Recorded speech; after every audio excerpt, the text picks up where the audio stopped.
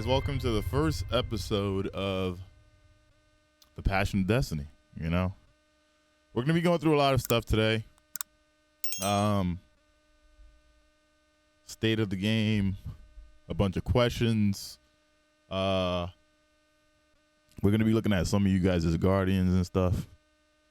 You know, we're gonna have a fashion part of it. There's a bunch of different stuff we're gonna be going through. So I woke up today and someone tagged me and was like, yo, you're in an article. I was like, what article? What? Who did what? With who? Someone was like, yeah, you're in an article, Ekuegan. And I was like, cool. And I looked at it and it was Gamer, and I was like, dude, this is actually pretty sick. Very, very sick. I'm actually looking at let's look at the tower. Oh man. None other than you know. Look at this, man. This is perfection right here on a character. Alright, I'm not saying it because it's Byf. Look at the symmetry on this. Look at the symmetry on this character. Alright? Phoenix. Bird. Look at the helmet. Look at the ghost. Look at the golden crisp, bro. Look at the gauntlets. Look at the boots. You see that? I call that symmetry, okay?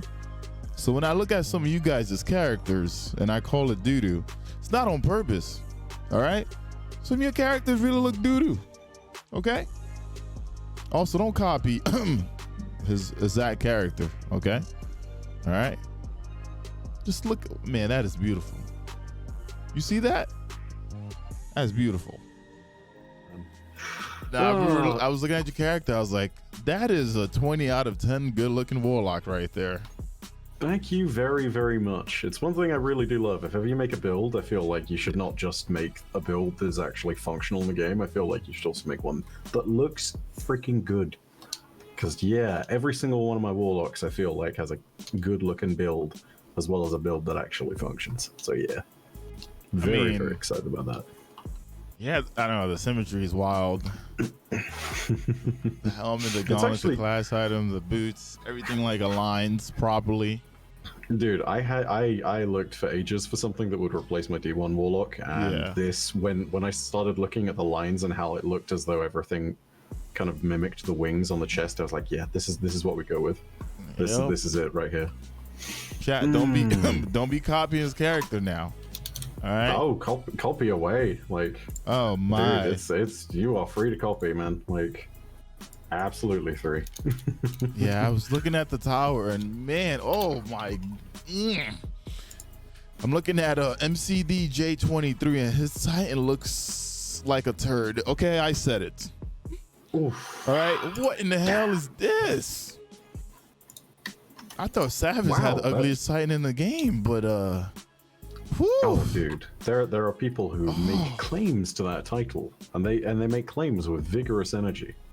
Like, you gotta realize that's a very hotly contested title. This guy's not a Titan main, all right? He just decided to just like F Titans. I'm gonna make mine the ugliest ever. There's no way. Oh, you wanna know what Byf shader is, huh? All right, let's see here. Oh, yeah. Should we give the secrets? Give the secrets. All right. All righty. Helmet is Amethyst Veil. Okay. See, this is the thing. You gotta play around with shaders in Destiny. You just can't put all of the same exact shader on stuff because half the time it doesn't match properly. You know? Right. It's not our fault. It's Bungie's fault.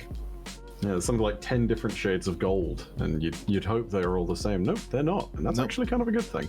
Yep. I will grant you, actually, there is one bit that's a little out of place here. Let me replace that real quick. That's the real fashion set, if you're really so intrigued. Because yeah, you gotta keep the scholarly bond on. As you guys can see, so far, all of the gear has different shaders on there, but it still works together. You see that? Different shaders throughout the whole thing, and it still works together. So you know, like, just don't be out there asking, hey streamer, what's that shader? It's multiple shaders. It's not just one or two or three. It's like 4 or 5. Right, back in the days of D1, perhaps.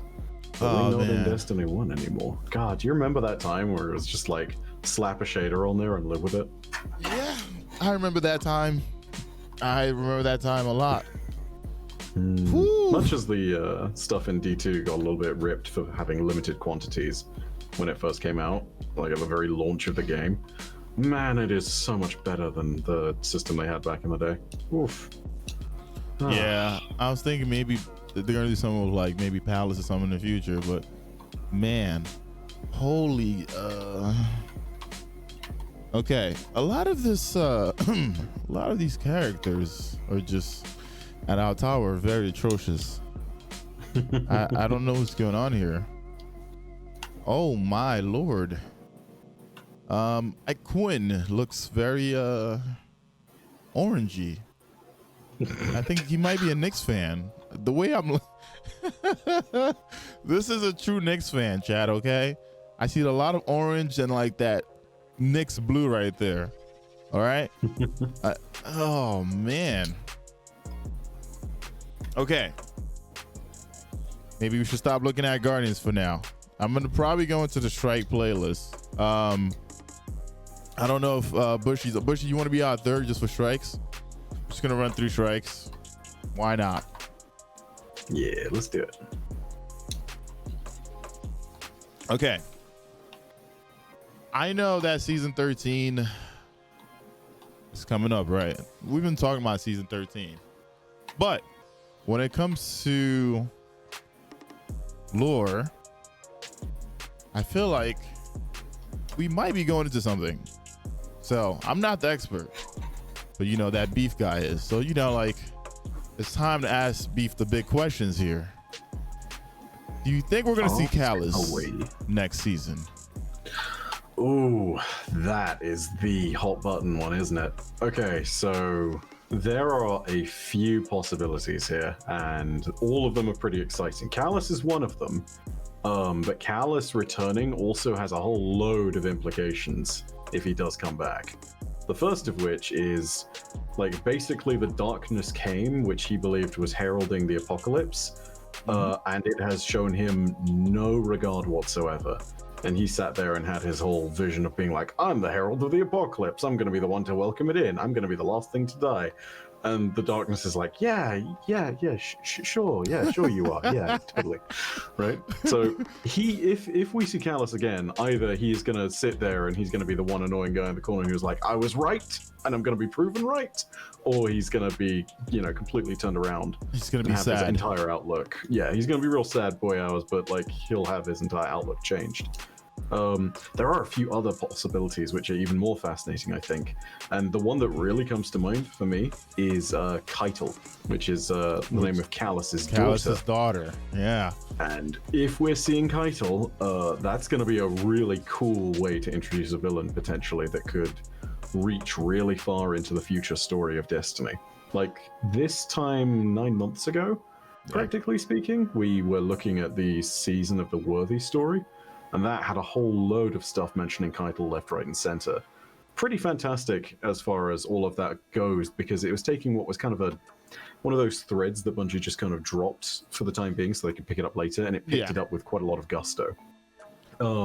There's also the real potential to see some of the stuff that we saw from this time last year in Season of Dawn getting picked up for the story too. So, do you remember how back in Season of Dawn you had the 3 Scion sisters as the bosses for Sundial? Yep. Yeah.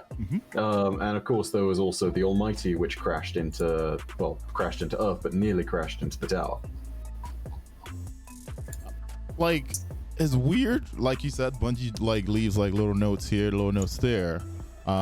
Even the recent thing that they put up, I think it was like December like 22nd, 23rd or something like that. It was about a play of Shadow and Light, and it was between like Ikurin and Osiris talking with each other, and everyone was like, man, Osiris might get his ghost back, he might go back in time, he might do this, he might do that.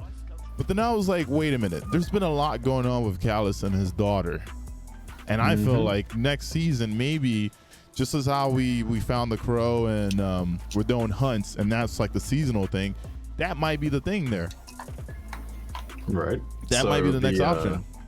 Yeah, and this is where I think anything to do with Keitel comes in, but also potential for conflict. The reason I brought up the Almighty and the reason I brought up the three Scion sisters back there is there's actually a fourth one. There's and a the fourth fourth one one. is the mastermind behind the Almighty falling down, and she is now effectively got the potential to become like a really big player in any Cabal storyline. Her name is Amtek, and yeah, there's a really terrifying possibility that she could basically just be hunting us across the entire system. You know, like, she already tried to drop the Almighty on the city and literally drive us to extinction. She's worth taking seriously, even if you've never heard her name. But like, here's the other thing too. This directly relates to all the stuff with Crow. He talked, and Osiris talked about how the Cabal are also being taken by Shivua Wrath as Wrathborn. As Wrathborn, right? yeah.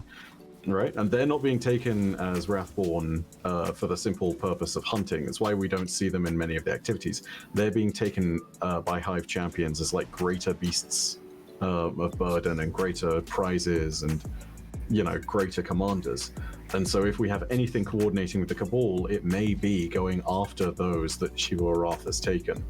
And not taken as in taken, but has basically started to turn into Wrathborn. Yeah. And is brought under control. If that happens, that could very well mean like a good reason to ally with the Red Legion, a good reason to ally with Callus, a good reason to ally with Keitel, a good reason to ally with anyone. You know, maybe the only person who has their holds barred on that is going to be Amtek. So, like, that is a whole treasure trove worth of story that they could potentially dive into. And if they do, you've got some really powerful family connections back there. Like, if you've ever wanted to hear more about Callus and the Cabal homeworld, this is where you do it. You know, this is exactly what it's going to be. Yeah, because before this season came out, Season of the Hunt, there was a picture of Zavala in his office, and you seen Cabal, you know, like, I think it was maybe Legionnaires. You see like Cabal Legionnaires just standing like right next to Zavala as if they were allies. And I was like, wait, what's going on? We're gonna have allies, you know, Cabal? And nothing, like, we haven't really seen much of it during the season. So I'm thinking next season we might be going deeper into that, right? Right. I don't think we're gonna go into how Osiris Losses goes, but I felt like seeing that in the, you know, seeing Zavala sit down and have a Cabal next to him and it's not a fight might just be something that we might be seeing Callus's daughter, or even like you said with Magdix. The cool thing about Sundial when it ended, it was like the three sisters said they have a younger sister, and they basically said, we did all this for you, meaning like they were trying to make her you know, like give her the throne, like, you know, you should see within us what we done wrong and what you could do right. So as soon as you said that, I was like, this is awesome, because no one paid attention to that lore when it came to when it came to Sundial. Sundial had like a lot of cool lore besides it being a very rewarding activity. Oh, you want to know what's even better as well, which has suddenly become all the more relevant with Hawkmoon? Sundial came with the Constellations lore book, which is the last and first record of the speakers. Like, speakers plural.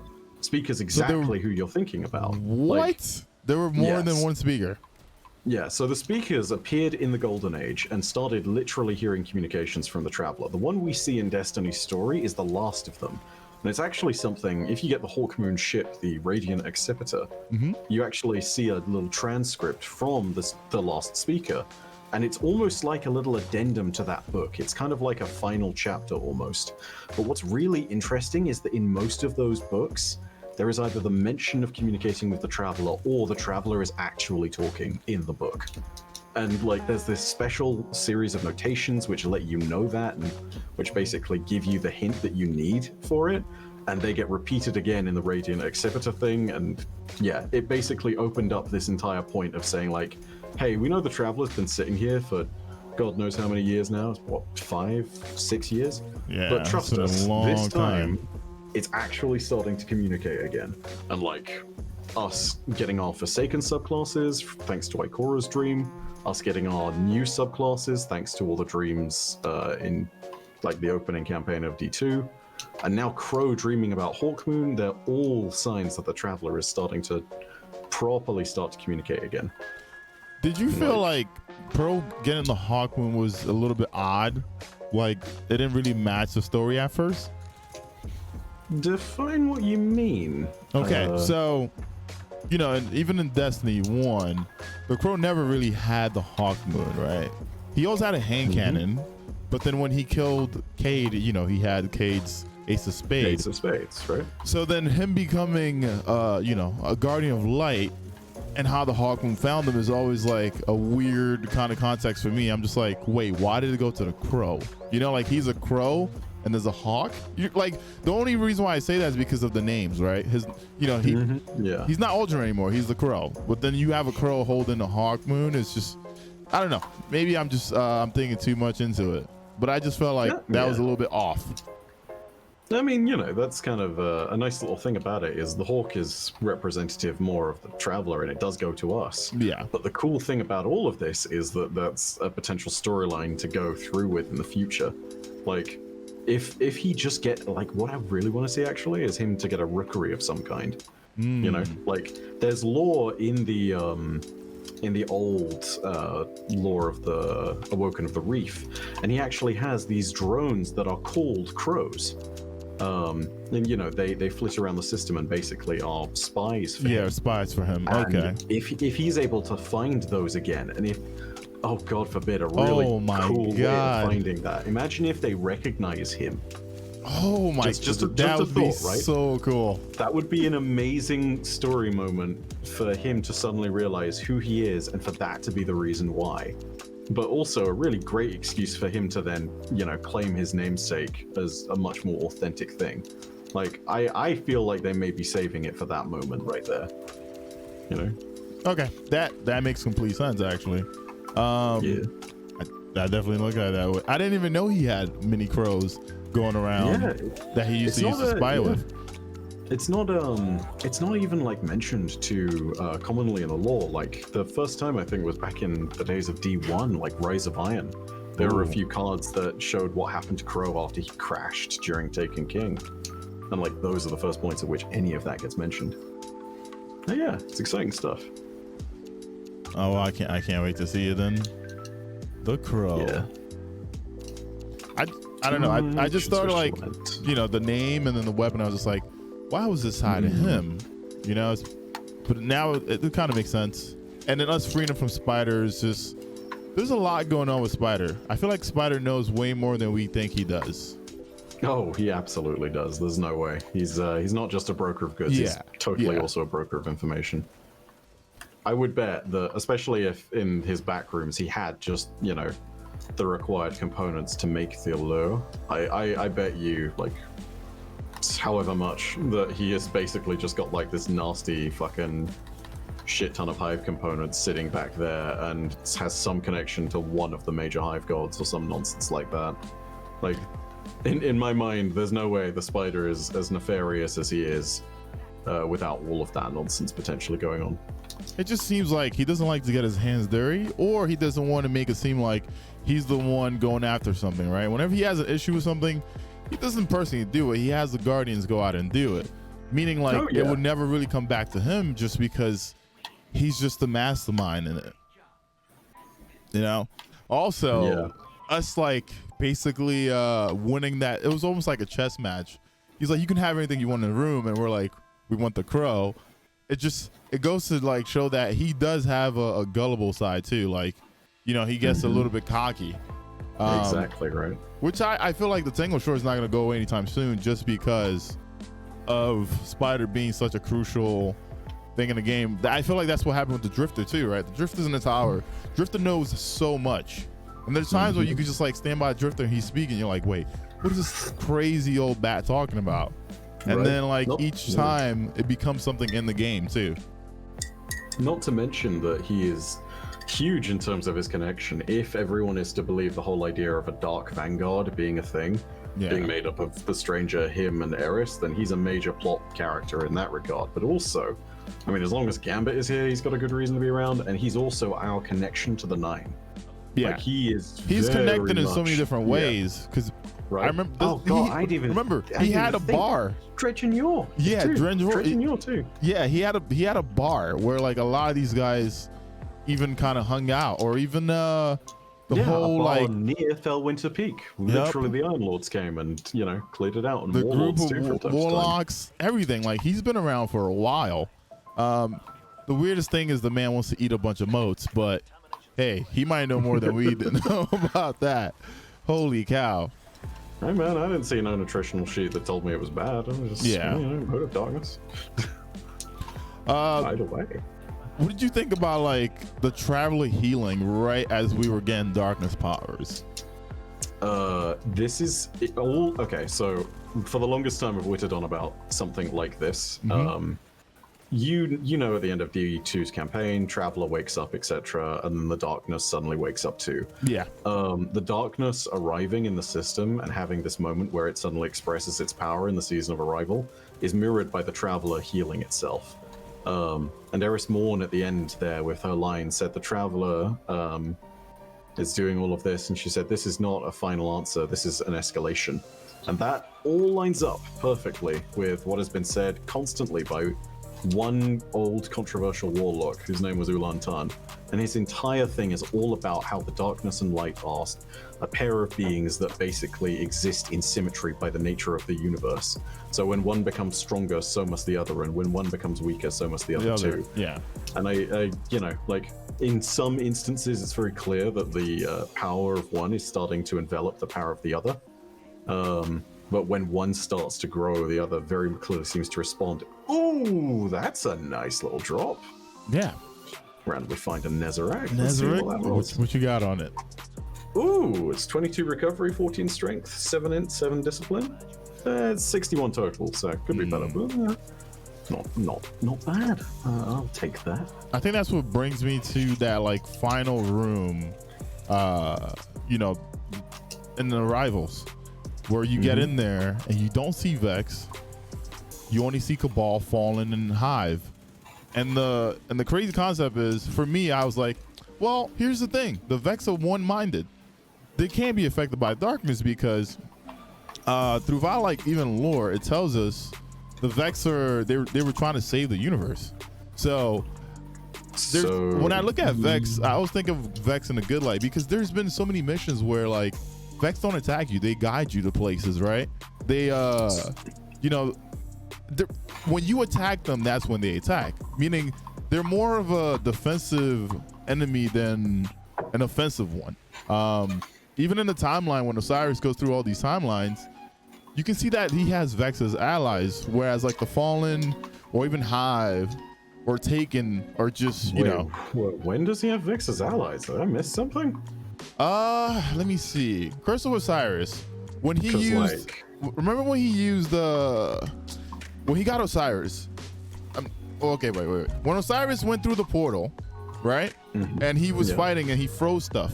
Segura looked at the Vex and said, look up big guy or something like that. Reach for the sky, big guy. Because she pointed his gun up. Yeah, and she and the weird thing is she didn't feel what's the word I'm looking for here? She didn't feel like that enemy was she didn't feel threatened, right? She felt good energy than bad energy. Which is another thing for me. Have you noticed certain missions that we do, there's always like a Vex that just chills there, looks at you, doesn't do anything. Or even on Europa, I forgot the name of the area on the far right. Oh, I know what you mean. Asterian Abyss. Yeah, and you kind of go in and they give you this challenge and you go through it. Why do you think that's a thing? Why are like Vex not affected by light or darkness? So I hate to spoil the theory craft, but unfortunately they very much are. But there's also the problem with them being of one mind, which is whilst they kind of are, the sub-minds and like the different subtypes of Vex are all very different. Like, so the best example is Garden of Salvation, right? It's all against the Vex that have all the plants over them. That's a specific subtype of Vex called the Soul Divisive. And they're different from the others because they specifically worship the darkness. The other subtypes of Vex fear it. And they fear it because it's one of the few things that can absolutely stop them from taking over the universe. And, because it's, they are purely causal beings. And the darkness and the traveler and everything else that's paracausal is able to just work outside any of their shenanigans. Okay. Like, time travel and all that doesn't matter if you can just break the laws of physics. So the Vex are one step behind in that regard. As for all those other missions, like, there's good context as to why they never attack. So, like, best example, Vault of Glass. You remember back in the day when it was like you jump into the vault and then, you know, the Vex just like stand up and go fully into their like tall pose, and then the vault door opens and they open it for you. Yeah. The reason they're doing that is very specifically because they have taken inside the vault, and taken are like the darkness, like the light, like Oryx. They're paracausal. The Vex can't stop them. But you're a guardian and you can. And so they lure you there with Pradith by letting him out of the time streams, basically, and you follow that siren song, and in the process, you cleanse the Vault of Glass of all the Taken. Like, even in the not Perfect Paradox, the No Time to Explain mission in D1, like, you go to their final extrapolation of the timeline in which the Taken aren't destroyed. And Pradith even says, like, you know, this is, you know, the final fate of the Vex if the Taken are allowed to roam free, basically. You know, you sit here and you have something that is completely and utterly bound to the will of a god that is now dead, which of course is referring to Oryx. And it's just this reflection of the fact that the Vex are completely at the mercy of the light or dark. Okay. So yeah, like, they basically allow you to survive within the vault, because without you, they have no way to survive themselves. It's this sort of, it's not even an alliance of convenience. It's one of these things of like, they're using us, effectively. So that final room then from the Season of Arrival mission, when we went and like fought Nocris. So once we got in that room with the statues, then what's the reason behind them not being in that room?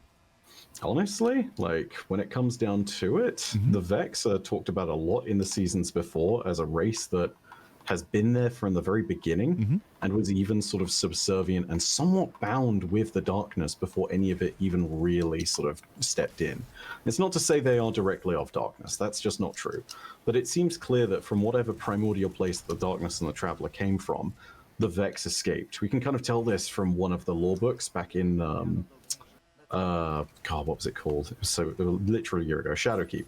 Shadowkeep has a lore book which literally talks about how primordial patterns escaped from the universe, and it literally just sort of name drops a whole bunch of stuff that indicates that's how the Vex were born. The Soul Divisive then being one of the patterns that then returns to them, as in the darkness, is indicative of the fact that yes, like, they have had some kind of tie-in to it.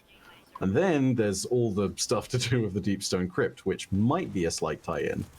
You know how I don't know how much of the Deepstone Crypt lore you've looked into, but the short version is that exos are made partly with Vex radiolarian fluid, which has been exposed to the energies of the darkness through what Clovis calls clarity.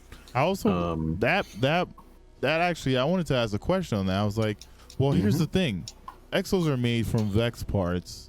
Can Vex one day kind of take over those minds? You ever think about it? Because the Vex are one mind, right? Like, are they able to just like one day, like, you know what? We want to take over the world. All these Exos are around. Doesn't matter if they're guardian or not. Or do you think they're going to be able to, you know, like, convert all of those Exos into one mind? If one day it turns out that the Vex learn how to use paracausal energies, I would immediately worry about a scenario like that. But as it currently stands, they can't. And the reason they can't is because they're literally driven by algorithm and their machines and all that good stuff. And yeah, they have no will for imagination or creativity. The only ones that even got close to something like that are the Soul Divisive, because they started worshipping the darkness. So they don't even have that kind of power. But in any case, the only reason I say that would even be a problem in that scenario is purely because of the way that the Vex Mind Fluid was turned into what is used in the Exos. And it's purely because it's been exposed to the effect of Clarity Control, which is the darkness again. So when Clarity Control comes along, it doesn't just affect the Mind Fluid, it completely changes it. It has a reductive, simplifying effect on it. And it effectively changes it into a lower state of entropy. And so it's no longer Vex Mind Fluid. It's something different. Okay. So, and that's yeah, how Clovis was able to basically make it.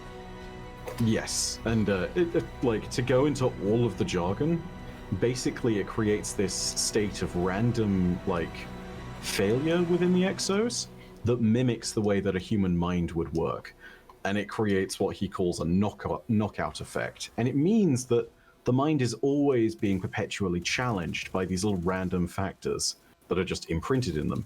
When they do get challenged like this, it's the sort of format that stops them from being truly robots and turns them into truly sentient beings and preserves the human nature and a human element to them. And without any of this, basically the exos go completely mad. And the Vex Mind Fluid is the only stuff that, when like exposed to darkness, actually does this and allows the exos to be born. So, I mean, like, that last book that came out, reading that and seeing like what Clovis kind of went through every time, you know, he went into a new body, was very, honestly, I was excited to read that. I was like, dude, this is wild. Like, just seeing like him go into a body and that body survives for a little bit and he's able to see some stuff, or even him testing on others and seeing if they remember who they were before. It's just, it's pretty insane. So I've got to ask, did you read the second half of the like Clovis Bray journal, the one that was unlocked through like the ARGs and the guys? I didn't get a chance to know. Oh, dude, that shit is legitimately fucking crazy. Where do I even fucking start with that? Yeah, there's a point at which a Vex personality invades Clovis's mind under the guise of a familiar scientist in the lore called Maya Sundaresh, and it wakes him up mid-operation while he's getting his entire body basically retooled. Like, his organs are getting changed for ones that have been grown artificially in a pig. What? He's out. Yeah, he's literally on a table, like mid-dissection. They wake him up and they start torturing him in the lore, and it's just Maya Sundaresh, who is very clearly a Vex at this point, not actually Maya, is talking to him, saying, effectively, give us the location of clarity control, which is the darkness, and on Europa.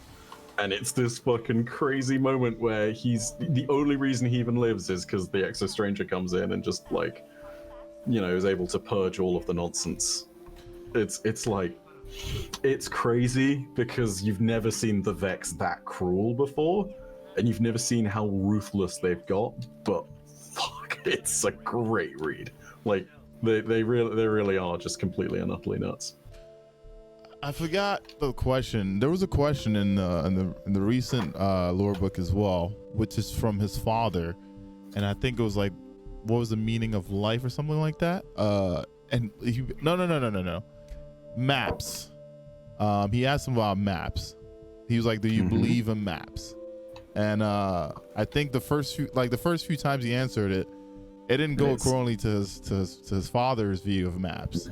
And it's just, what did you think about that? Like, do you feel like his father had a presence on him too?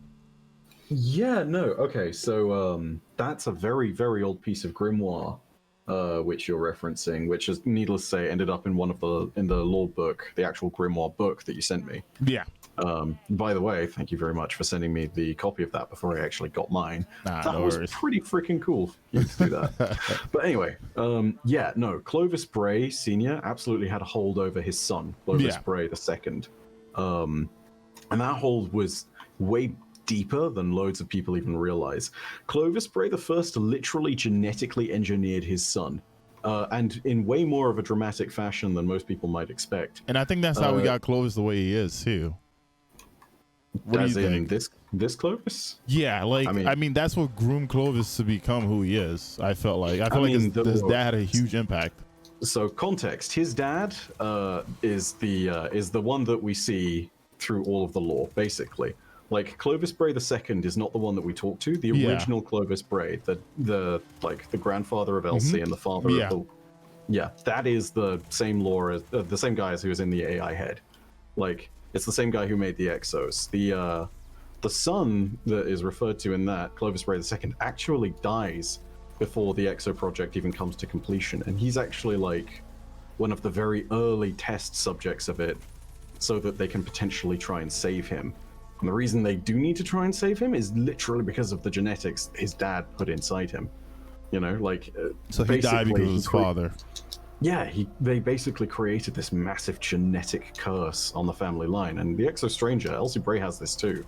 Like, the entire fucking thing is just really screwed up. Effectively, it results in a just genetic condition where they can't sleep, and it effectively turns them into sleepwalking, emotionless people who have like terrible psychosis. There's early onsets of all these nasty conditions. It's just, oh, it's really rough by the sounds of it. You basically go completely mad because you can't sleep. And that's wild too, because Anna, I believe, is what, when it comes to the family, you know, they didn't turn her into Exo, yet she has like the biggest potential to be like one of the biggest evil around. Why do you think that was a thing? Why do you think they didn't kind of like turn her into Exo?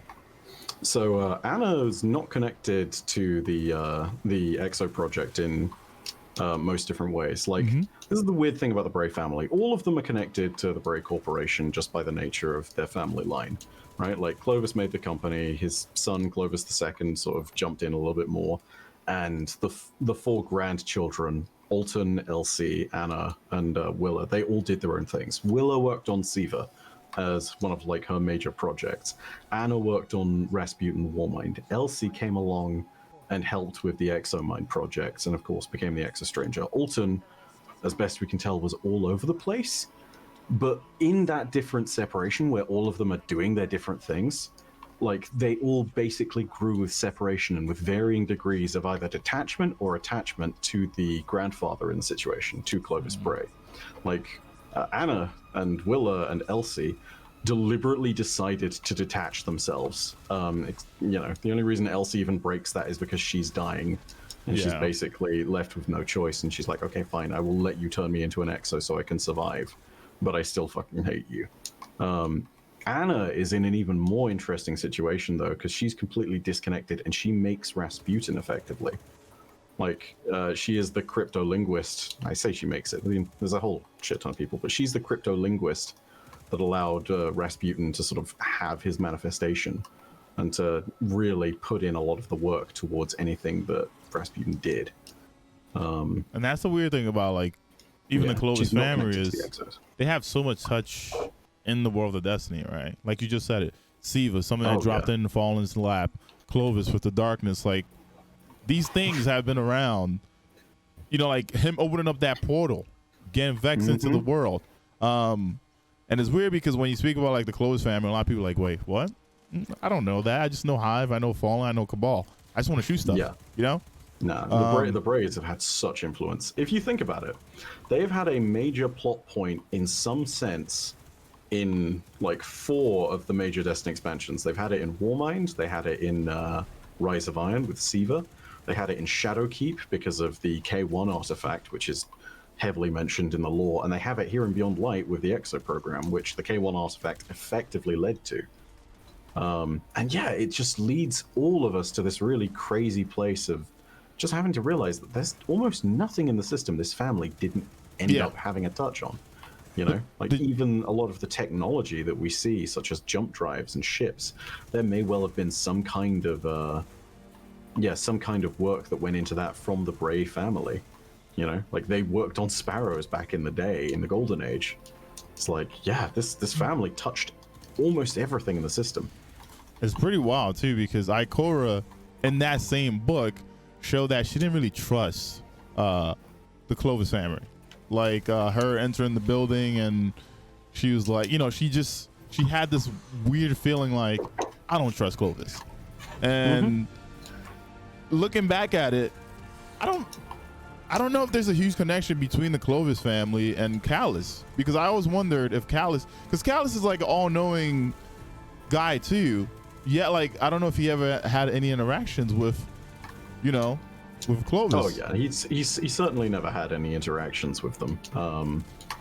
And to the extent that he's all-knowing, I feel like he's definitely had a moment or two where he's discovered Braytech, but like they seem somewhat disconnected as far as like different tangents within the story are concerned. Like, it's kind of nice. it's what kind of nice about this next season though, because it's a real sort of departure from some of the themes. As long as they keep some of the tangential threads with Crow alive, I think they do well. But like, it's totally separate from, you know, Clovis Bray, Europa, the Exos, you know, House Salvation, all that good stuff that we've experienced in the last thing. It lets them really explore a different theme. I'm very, very happy for that. Yeah, someone in chat just said I thought Banshee was Clovis. Banshee was one is of Clovis, yeah, yeah, one of two. So when Clovis Bray finally knew that he'd perfected the formula for the Exos, what Clovis Bray did was he effectively said that I'm going to take a snapshot of my brain, a quantum snapshot, so that the information is as accurate as possible. And when he did that, he said that he would create 2 different versions of himself, one of which was an exomind without all of the information that was stored in his brain, just basically him purely distilled down to instinct. Is a not exactly the way it's described in the lore, but it's the best way of describing it, I believe. And then there's the giant exo head you see on Europa. Yeah, so that thing Banshee, is mind blowing. Yeah, like honestly, Banshee 44 is a relatively recent thing because Banshee 44 starts out as Clovis 1. And in this very strike that we're doing, the Glassway, Banshee makes this heroic effort alongside the Exo Stranger and all the Exos here on Europa to stop the Vex from using this same portal to invade the entire system. And it's a war that rages on and goes completely haywire for days and days and days, and eventually they close the portal. And of course, the portal itself is something that the original Clovis Bray built and used. Yeah. And the Exo Head, which is more close to the original Clovis, is basically saying you must keep this portal open. You can't destroy it. You can't do anything. The Clovis Exo, it basically says "screw you, old man." In fact, I think he literally says "screw you, old man," as does Elsie Bray, and they closed in on the portal, and then. In response to this, Clovis says, "Reset me one more time, Elsie," and he says, "But don't reset me with the name Clovis, reset me with the nickname that everyone gave me during the fight." And that nickname is Banshee.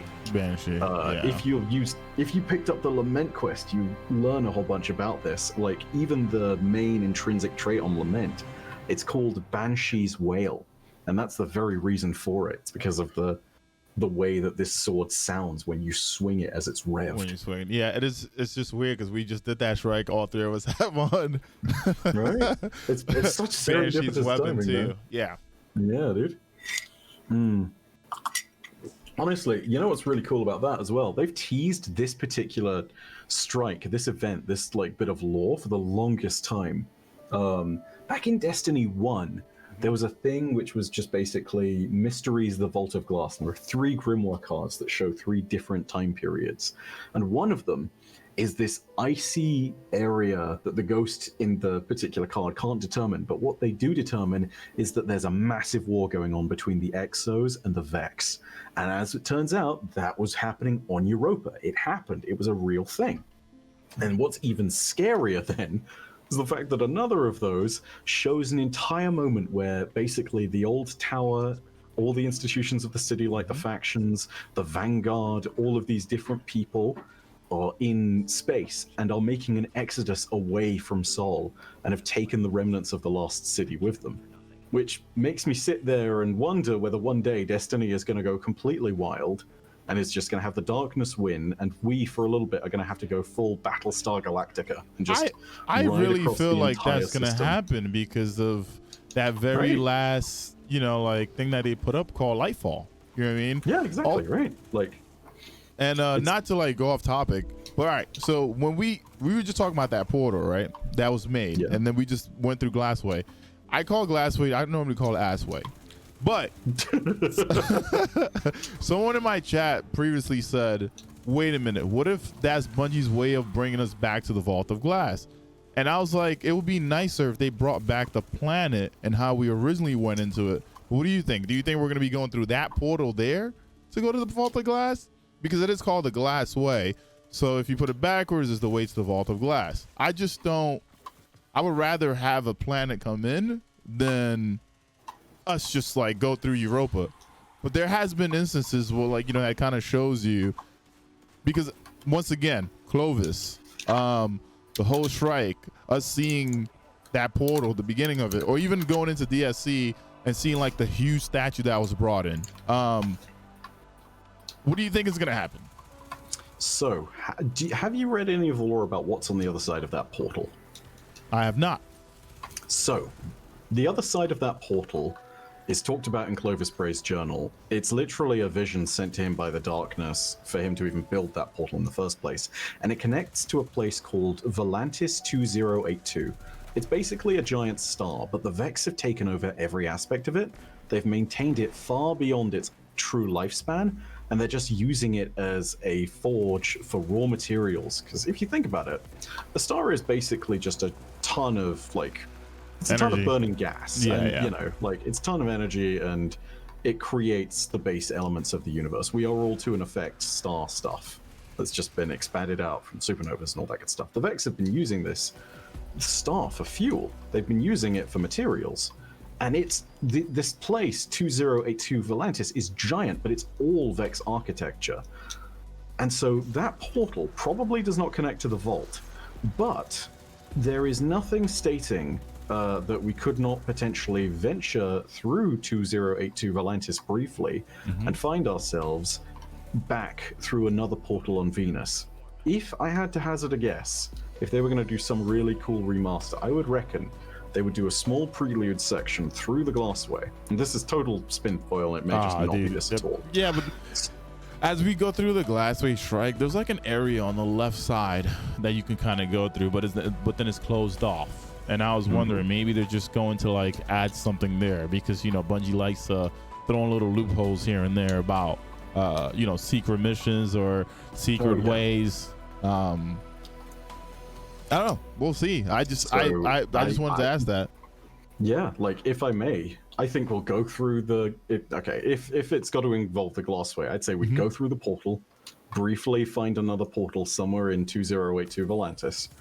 And do you remember in the Vault of Glass, directly below the vault door, not inside it, but outside it, there's actually another portal that never got opened, never got opened. Yeah, no one knows where it connected and to. everyone asked about it because people was like, maybe there was extra chests that way.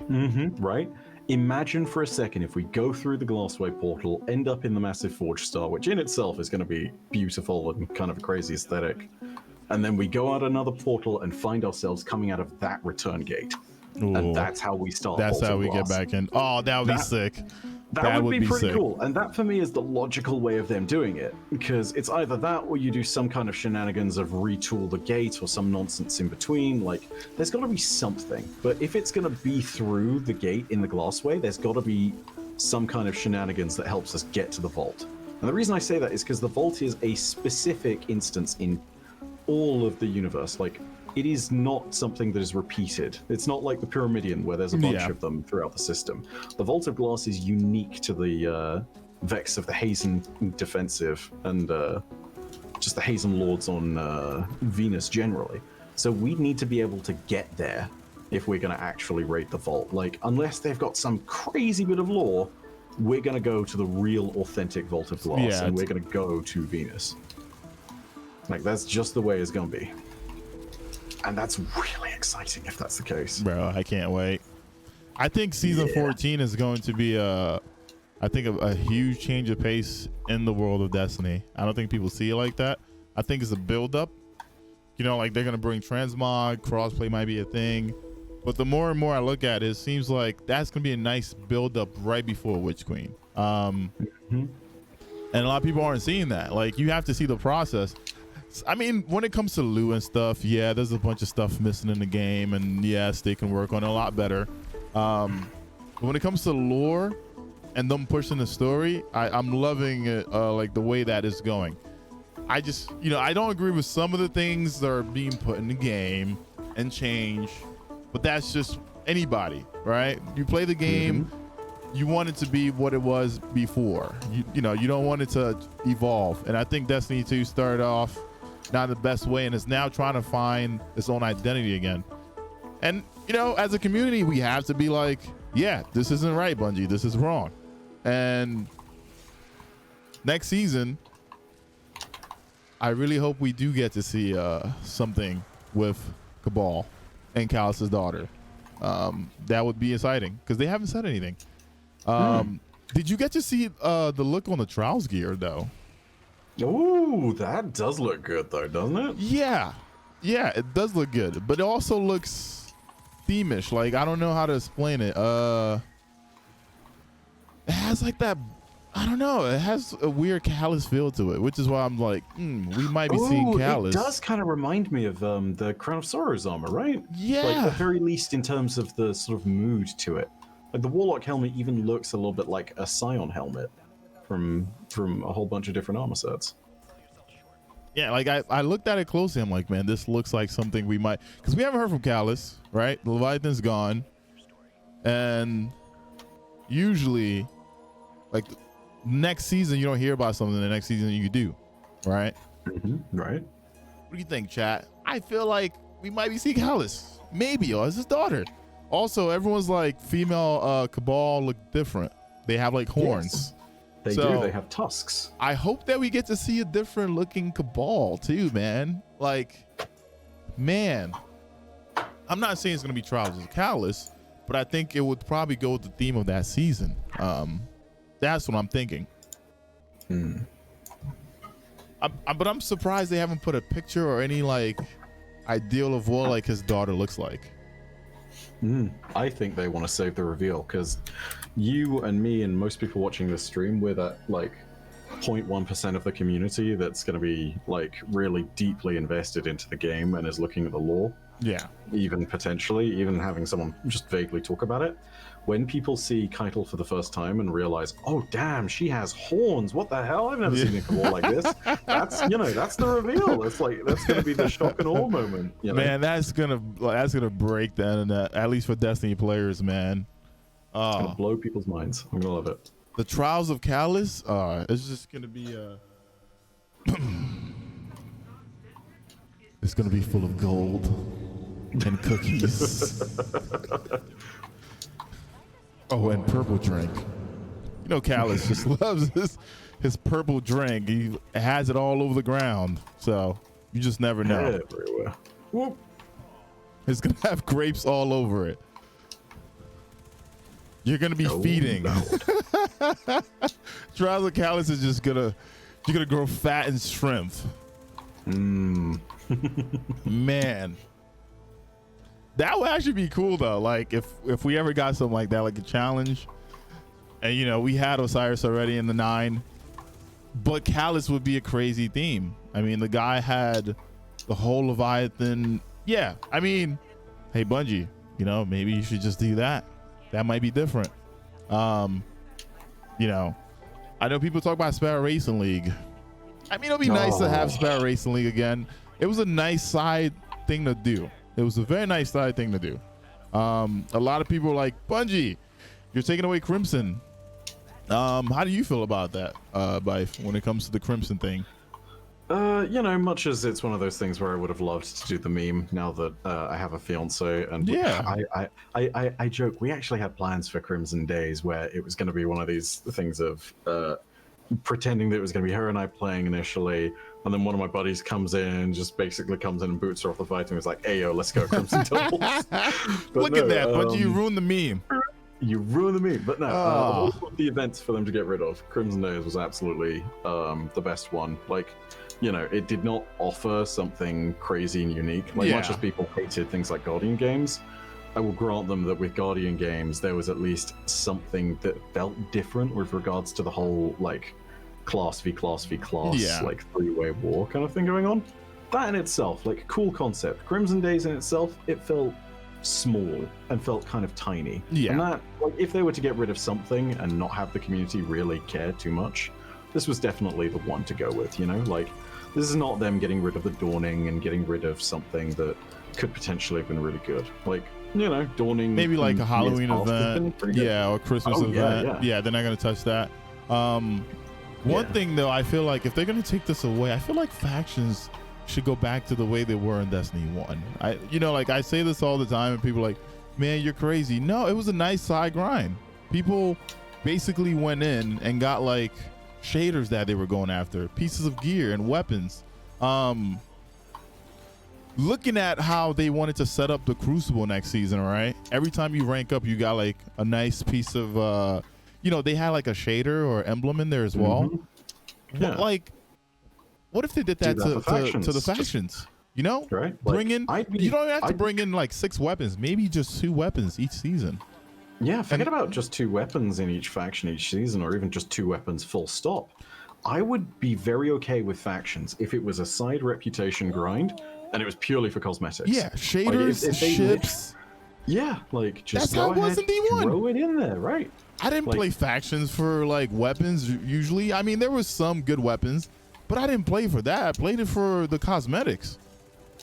And now they're just at the tower, just sitting there. Yeah. Lakshmi's falling asleep. Hideo's on his freaking sofa taking a nap. Yeah. Exotic class item, which was very, it was a nice luxury. Like if you grinded to what, I think it was 50 or 100. I forgot which one it was. But 25. Was it 25? Yeah, 25. We all just ended up with 100 at the end of it all. Yeah. Yeah. So once you got to 25, you were able to go for exotic class item. Like, that's what I mean. But that's like a side hustle. That's just like a side thing in the game. It's genius because like you could pick up bounties, and back in the day, of course, if you popped a bounty from the bounty board, it would also give you XP towards your faction, regardless of where it came from. Exactly. Like, it was constant progression.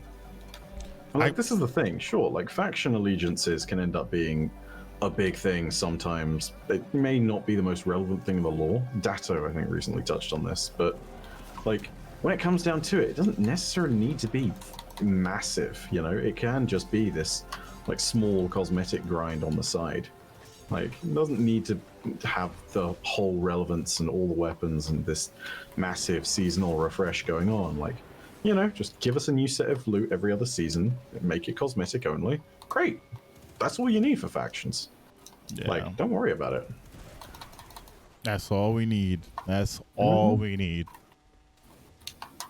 Like, yeah, sure. I hear where everyone's like, I'd love a new set of weapons. I would too. Like, I'd love new weapons to work with. Like, I'm all about getting and chasing those good rolls on guns, but like, you know. Yeah.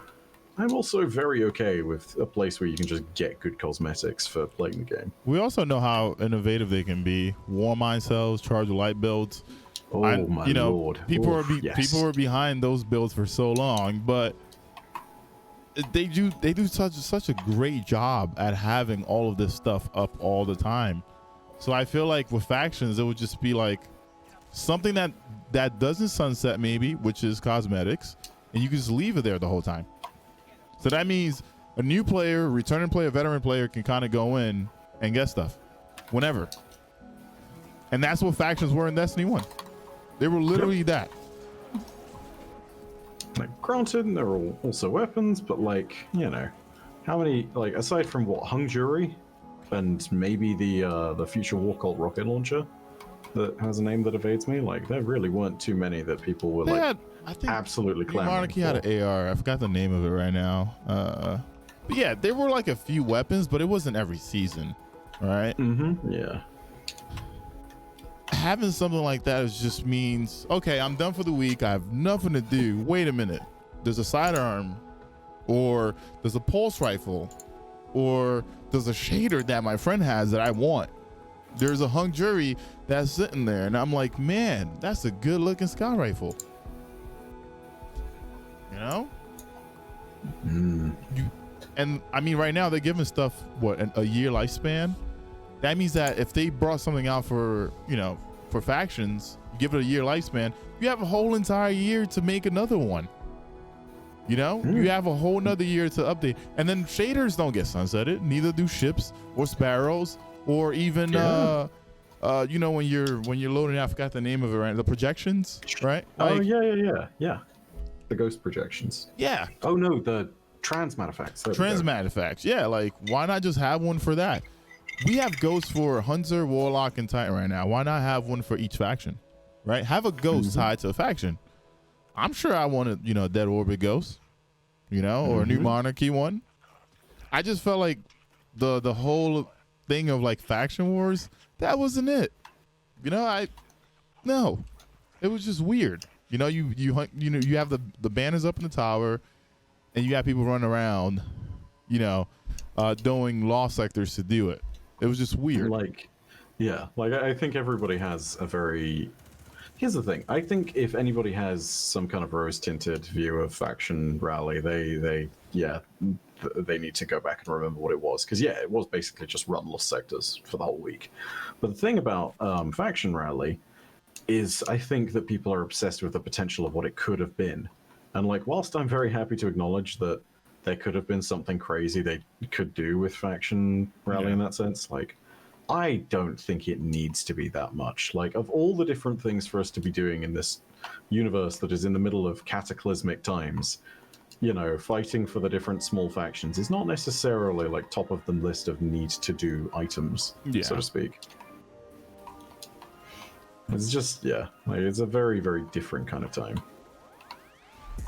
I just felt like that was a very simple thing, and it could have been something that we had for so long that was kind of touch, you know. They wanted to, you know, give us a new experience, and I felt like that new experience wasn't as good as the past experience. I just, you know, when we talk about it, we're like, wait, our Destiny 2 experience of factions is just not it compared to what we had in Destiny 1.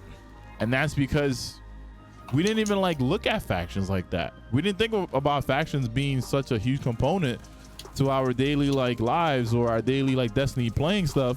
But now we look back and wait a minute. Yeah, I went for that ship. I went for that white and black shader. I went for that white and red shader. You know, like I wanted that weapon. Like, you know, I went for that Vanquisher. Now it's like, there it is, the Vanquisher. Yeah, Vanquisher was freaking awesome. Yeah, it was fantastic. Great auto rifle. You know, next season everyone's like, what about like these adept weapons coming in GMs? My thing is, looking at the trials adept weapons right now and what it does for them, I'm not a huge fan of the adept system. I don't know how you feel about it, Byf, but you know, I feel like these weapons should have intrinsic perks then. You know, if you have a hand cannon, it should have, you know, intrinsic Icarus, which allows a player to go for other stuff. The reason why I say this is because in D1, adept weapons were curated. It had a really good role, right? In Destiny 2, an adept weapon is just the same weapon, just a different shader you can put on, and you can put a new mod on there. I don't think that does much of a difference. Like, what's the point of me having a adept version if the normal version is better and I can put it, you know, a mod, especially when it comes to, let's say I'm talking about a hand cannon, chat, right? If there was an adept hand cannon, there was a regular hand cannon, and they both had the same rolls, what is going to stop me from just using an Icarus mod over an adept mod, which also normally comes with a negative effect, right? If you get stability, I believe you lose reload. So like, why would I use that? Or for an AR, right? If the adept version could get the same rolls as a normal version, and the only difference is that mod, I'm not really gonna go for it. But if the adept version had an intrinsic counterbalance to it, then sure, I'll go for that, because I know that the base gun is just better. It's just better, but it's not. I think this is always going to be kind of like the big problem whenever Bungie is sitting here and trying to like make these decisions. They want to make it so that these things are aspirational, but also are attainable. And it's one of those things of, you know, the entire problem with Trials when its new iteration in the first place, of like, you created this group at the very top that is, you know, large at first, but, you know, eventually starts to force the lower players to be like, well, I'm not good enough for this, I guess I'll try it another time. And then eventually players above them quit, and then the players above them, and then above them, and then above them, and eventually the size of everything shrinks. And that persists with the rewards, if the rewards for going flawless and getting these adept weapons are as strong as they are. Like the Icarus grip, like intrinsic hand cannon you described, is an amazing idea in terms of a very powerful PvP weapon, but it then creates that bigger problem of like, okay, well now this might become the must-have hand cannon, and if it does, pity on all the people who don't get it on the, you know, on the very first time it becomes available. Because then it's going to be in every single one of their games, and it's going to become much trickier to go flawless. So they're always. But here's the issue with that too, though, Byf. right? I feel like let's use NBA as a metaphor here. All right, a player wants to go in the NBA, right? Now they want to play, they want to earn money or whatever, and they feel like this is what I want to do at the end of my career. Like this is my career. Cool. Yep. That person does it. Now, Tom playing at the park is like, man, I want to play at Madison Square Garden, you know, but I don't have the skills. I might play basketball like 2 hours a week, maybe an hour a day. Do you think Tom should be playing at Madison Square Garden? I don't know. I don't think so. The problem is, and that's a completely fair opinion, I should say. Because of the time put in, right? Right? Like, time dedication absolutely should be rewarded. Like, no question there. Like, Joe Schmo who jumps into the playlist like once every other week and doesn't really do well. Like, I grant you, they should definitely not get adept weapons. Here's the thing, though. When you describe Madison Square versus Joe Schmo at the park, it's one of these problems of saying, like, the Trials playlist is Madison Square Gardens, effectively. The Crucible is the park. Yeah. You know? Like, Quick Play is basically the park, right? Like, this then becomes the general problem, though, because Madison Square Gardens is, by its very nature, exclusive. And if you want to always have good competition, this is where the metaphor sort of breaks down, like, it's going to be in Bungie's best interests to make it so that there is at least some way the players can get a decently fair match. Yes. If only because of the fact that the player population needs to be healthy. Like, so yeah, adept weapons should absolutely take every turn. It's got to be that thing of like, they got to be rewarding again. My thing too is like, it's the balance, right? Yeah. So Trials is endgame PvP, right? It is, you know, it's basically marketed as like the best of the best are going against each other, which is why I turn it into like Madison Square Garden. Like, if you want to go and get the same rewards as the best of the best, because you're going to enjoy when you get that weapon, right? That's what makes going after it fun. Then you're going to put in more effort. And then a lot of people always like come out here and talk about, you know, like non-skill this, non-skill that, or someone says, hey, I'm a casual gamer, but I want to get this, which is why I always bring this up now. There's no such thing as a casual gamer complaining. The casual gamer is like my friend Stan. He plays this game maybe like 2 hours every other day. Sometimes he'll pass in the stream, see what's going on. He doesn't care, right? He doesn't care if he gets the best gun. He doesn't care at all. He just gets in, he enjoys how the gun feels, how he does strikes. He goes in Crucible and play, and he gets off. Now, there's like the mid of this is like the average gamer, the person that puts in a little more time. They do look at videos. They try to keep up with the times. They still have a job that they, the actual job. And there's going to be times where that average player is going to want something that's almost out of their reach, right? And that's where the complaining comes from. It doesn't come from the casual gamer, because the casual gamer does not care. All right, chat, I'm going to say this. A casual gamer does not care. Stop saying you're a casual gamer and then going on forums and complaining. A casual gamer doesn't even look for forums. A casual gamer doesn't know where the forums are. Yeah, a casual gamer does not know about this week at Bungie, which is the TWAB. A casual gamer does not know about forums or YouTube. A casual gamer just gets in, plays it, and gets off. All right? And that is a fact. Now, an average player that wants the same thing as, maybe a collector, a hardcore gamer, saying that they're casual is just an excuse. And if you hate me for this, I'm sorry to say this. Stop being a fucking casual, because you're not. You're an average player. You know how to level up. You know the ins and outs. All right. You know of Twitch. You know of the resources. You know of DIM. You know these things.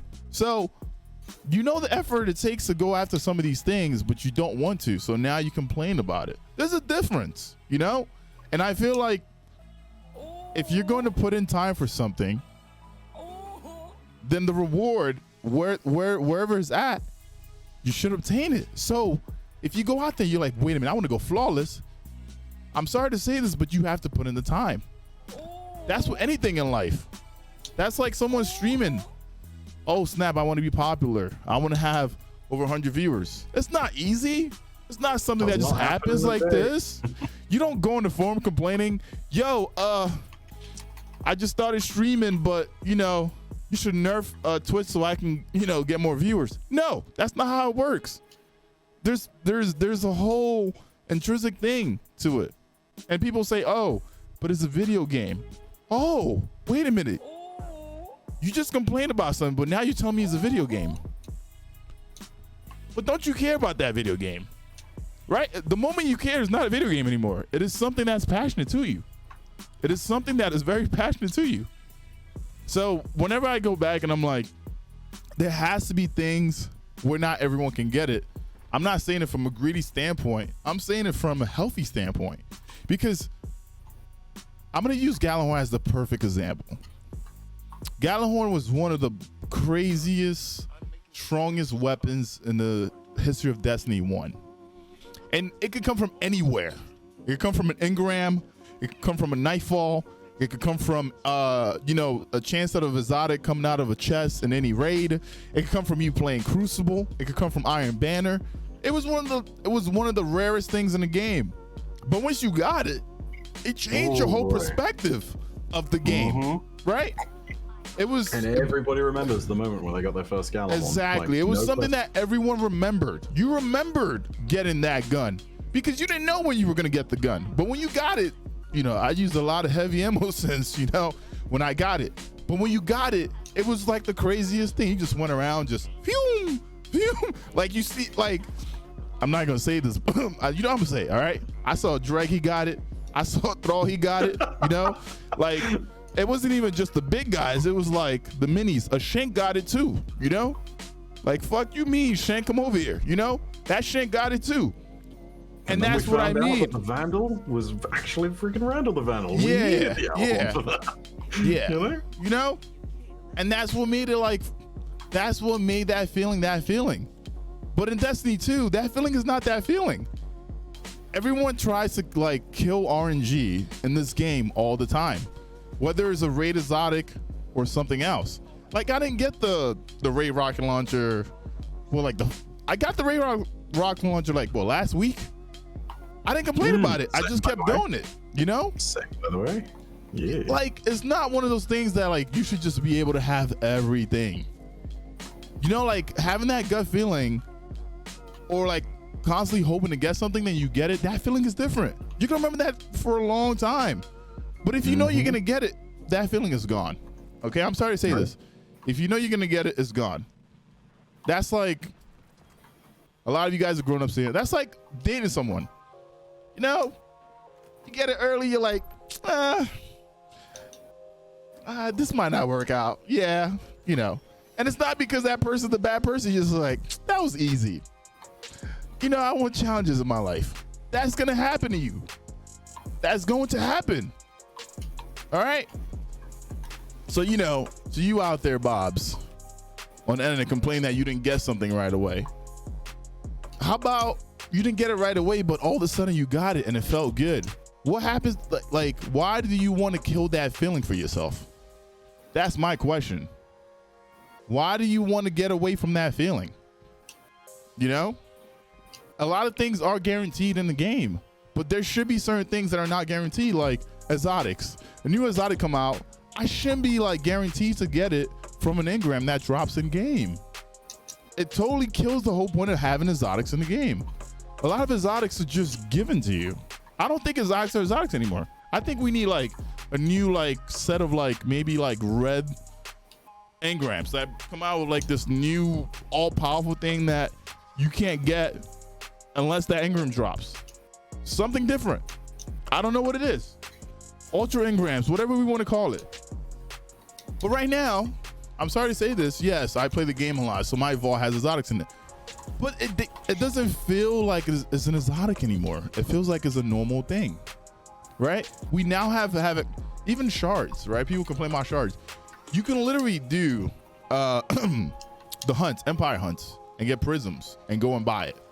It has matchmaking at 1220. The level requirement is not even that hard, which is why when I looked at Shaq's preview for next season, and I saw the whole like, oh, you can level up and get a shard.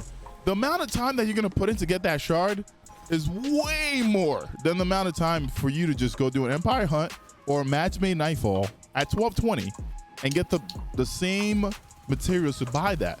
So when it comes down to it, there's not that many things that I feel like, oh man, this is so rare that like even I don't have it. But when I do get it, I'm gonna enjoy it. We have sucked that feeling out of Destiny. All right. You know, like that one fish that was like sucking that whatever snake. That's what we're doing to the game. That's my hot take on that. You know, people shouldn't have everything. I shouldn't have everything. But if I put in the time or effort, sure. And you might say it's a video game, but at the same time, you care enough to want that thing, right? And things should be powerful in Destiny. Every day I kind of go around, someone's like, man, you should nerf that because it works really well. Why should you nerf something because it works really well? Why not get more challenging things so you can use this powerful thing against it? Mm-hmm. Warmind cells kill everything in the room. Will give me something that has something that. What's the point of nerf? Like, why are we nerfing stuff down all the time? Why not just like beef up other things? That's why I love Grandmasters. A red bar can kill you in 2 shots, 3 shots. You stand there, you're dead. You know? And there needs to be levels to things. That's why we had normal and hard modes before for raids. And we got away from that. Why? I don't know. That was a Bungie issue, right? But imagine having, because I'm looking at Nightfalls and Grandmasters are the top of it, right? And that works out really well. So why not do that for other activities in the game and like spice it up? Also, do you guys think we're gonna get a 6-man match-made activity next season? I miss Sundial. I'm gonna be honest with you. I miss Sundial. I miss Vex Offensive. Those were really good seasonal activities. The towers that came in Season of the Worthy weren't something that I was like, oh my god, because they were public events. We have been doing public events for so long that I'm like, this is not a seasonal event. The bunkers were cool, and they came with some crazy lore. The bunkers were insane. The bunkers were nutty. And another whole feeling about like people going for the Galahorn, it made you want to play the game. It made you stay up to see Xur every Friday. You legit stood up because Xur came on at 4 or 5 in the morning. People stood up so they could see Xur, hoping that he's selling that. People don't want to play the game as much anymore because there's nothing that's like, oh man, I could possibly get this. That feeling is gone. That feeling is, I don't know where that feeling is at. Let's be honest. Where's that feeling? A lot of people ask for horde mode. No. Don't just have them throw in some random thing. Menagerie was a way better thing. Sundial was cool. Let them like bring, like put stuff like that together and make it better things. If I look back at Sundial, all of the weapons were really good. Scout rifle, amazing. Sidearm, amazing. First wayframe. First ever. First ever. And it was amazing. The only thing that I didn't use as much was the linear fusion rifle because, sandbox balancing. Linear fucking fusion rifle. Exactly. But the rest were like really good. So, oh my God, the AR shreds. People sleep on 720s. They shred in PvE. So it's just like, I want stuff like that back. I don't want something like the Crypt lift for next season, and they're gonna tell me that is my seasonal activity. No, it isn't. Me going and killing, certain hive or taking an enemy is no, that's not a seasonal activity. I'm sorry to say this. That is not a seasonal activity. I heard someone complain and saying, Bungie, I failed these activities, these 6-man activities. No, you don't. Stop it. Menagerie is basically foolproof. You can't fail it. Same thing for Sundial. It charges up to a certain point, and then you kill the boss. It's not like there's a turn back, or if you all die, you wipe and you do it over. A lot of stuff is, completion proof. And on top of it, yeah, sure, you spent maybe extra 10 minutes. What are you in a rush for? If you're really in a rush, you just get a team of 6 and you go tackle that, or you get your buddies and you tackle it. But going into like single activities, that's not seasonal for me. That is not seasonal for me. I don't know about you guys. I don't know what your hot take is on that, Byf. You know, I mean, for me, I look at all of this. It's like, I think the one thing we can't do is get like a repeat of Menagerie or Sundial every time. And I credit Bungie for experimenting and trying all the new things, even if they don't work. Like, I'll grant you the public events in Worthy and Arrivals. Yeah, definitely not great in comparison to something that was like a fully kitted and built system like Sundial. Or Vex Offensive. Yeah, or Vex Offensive. What I will say is that the way that they are slowly tuning in on what the right balance is between letting people choose their own loot and like creating a certain degree of RNG, I think is working out well. If I think there's one thing that is good about the system is the lures and the way that ends up. I think that is actually a decent system with regards to allowing people to, you know, like properly customize their stuff. Like, even if you had something like, say, Lures and Sundial combined, you can just do a normal Sundial, right? And then get charge you get at the end of the activity. But if you go in with a, I don't know, like, let's say it's some Osiris-themed charged Vex bit that effectively acts as the lure, you can specify what you're going to get at the end of it. Like, that, I think, is the bread and butter between the two that would work out nicely. Now, is that good for every season? No. Like, there needs to be something in between for all the other ones that's going to make people think, oh, we don't have just, like, Menagerie for the 20th time now. Okay, cool. Yeah. But, like, one of those a year, I think, is a nice place to sit and be. And as for the rest, I don't know, man, but you're completely right. I don't think it's in public events. I don't know if it's in things like the cryptoliths, although the hunt system is definitely better than the public events, in my opinion. Yeah. The one good thing about the public events was it was a cornucopia of different ways to add dialogue into the missions. And granted, they do that for the cryptoliths, but they kept on cutting off before all the dialogue ended at the end of the mission, so that kind of didn't completely work out. What I would also say, like, I would sit there and I would maybe not look at the I would try something completely outside of the box. I mean, I don't know what that ends up being, but players are craving variety for these seasonal activities. And if something is to be fondly remembered, it should be one of these things that adds novelty. Like, who is really craving a lost sector before they gave you the exotics? Right? Yeah. Like, who was just doing them because they were a cool, unique thing that would only be around that season, right? Like, now they actually have a function in the game, and even though I'm pretty sure you don't agree with the way that exotics handed out from those things, like, I still grant that it's a great way to farm for a specific role. Yeah. Oh no, the lost sectors, it's definitely a great idea what they did with the lost sectors. One thing about that too, though, when it comes to the lures, it's cool that it's around for a whole year. I just wish that it basically got updated, right, where more weapons get added onto it, or even gear, because right now it's going to be tied to season of hunt the whole time. It's going to be, that's my thing, it's going to be tied to season of hunt the whole time.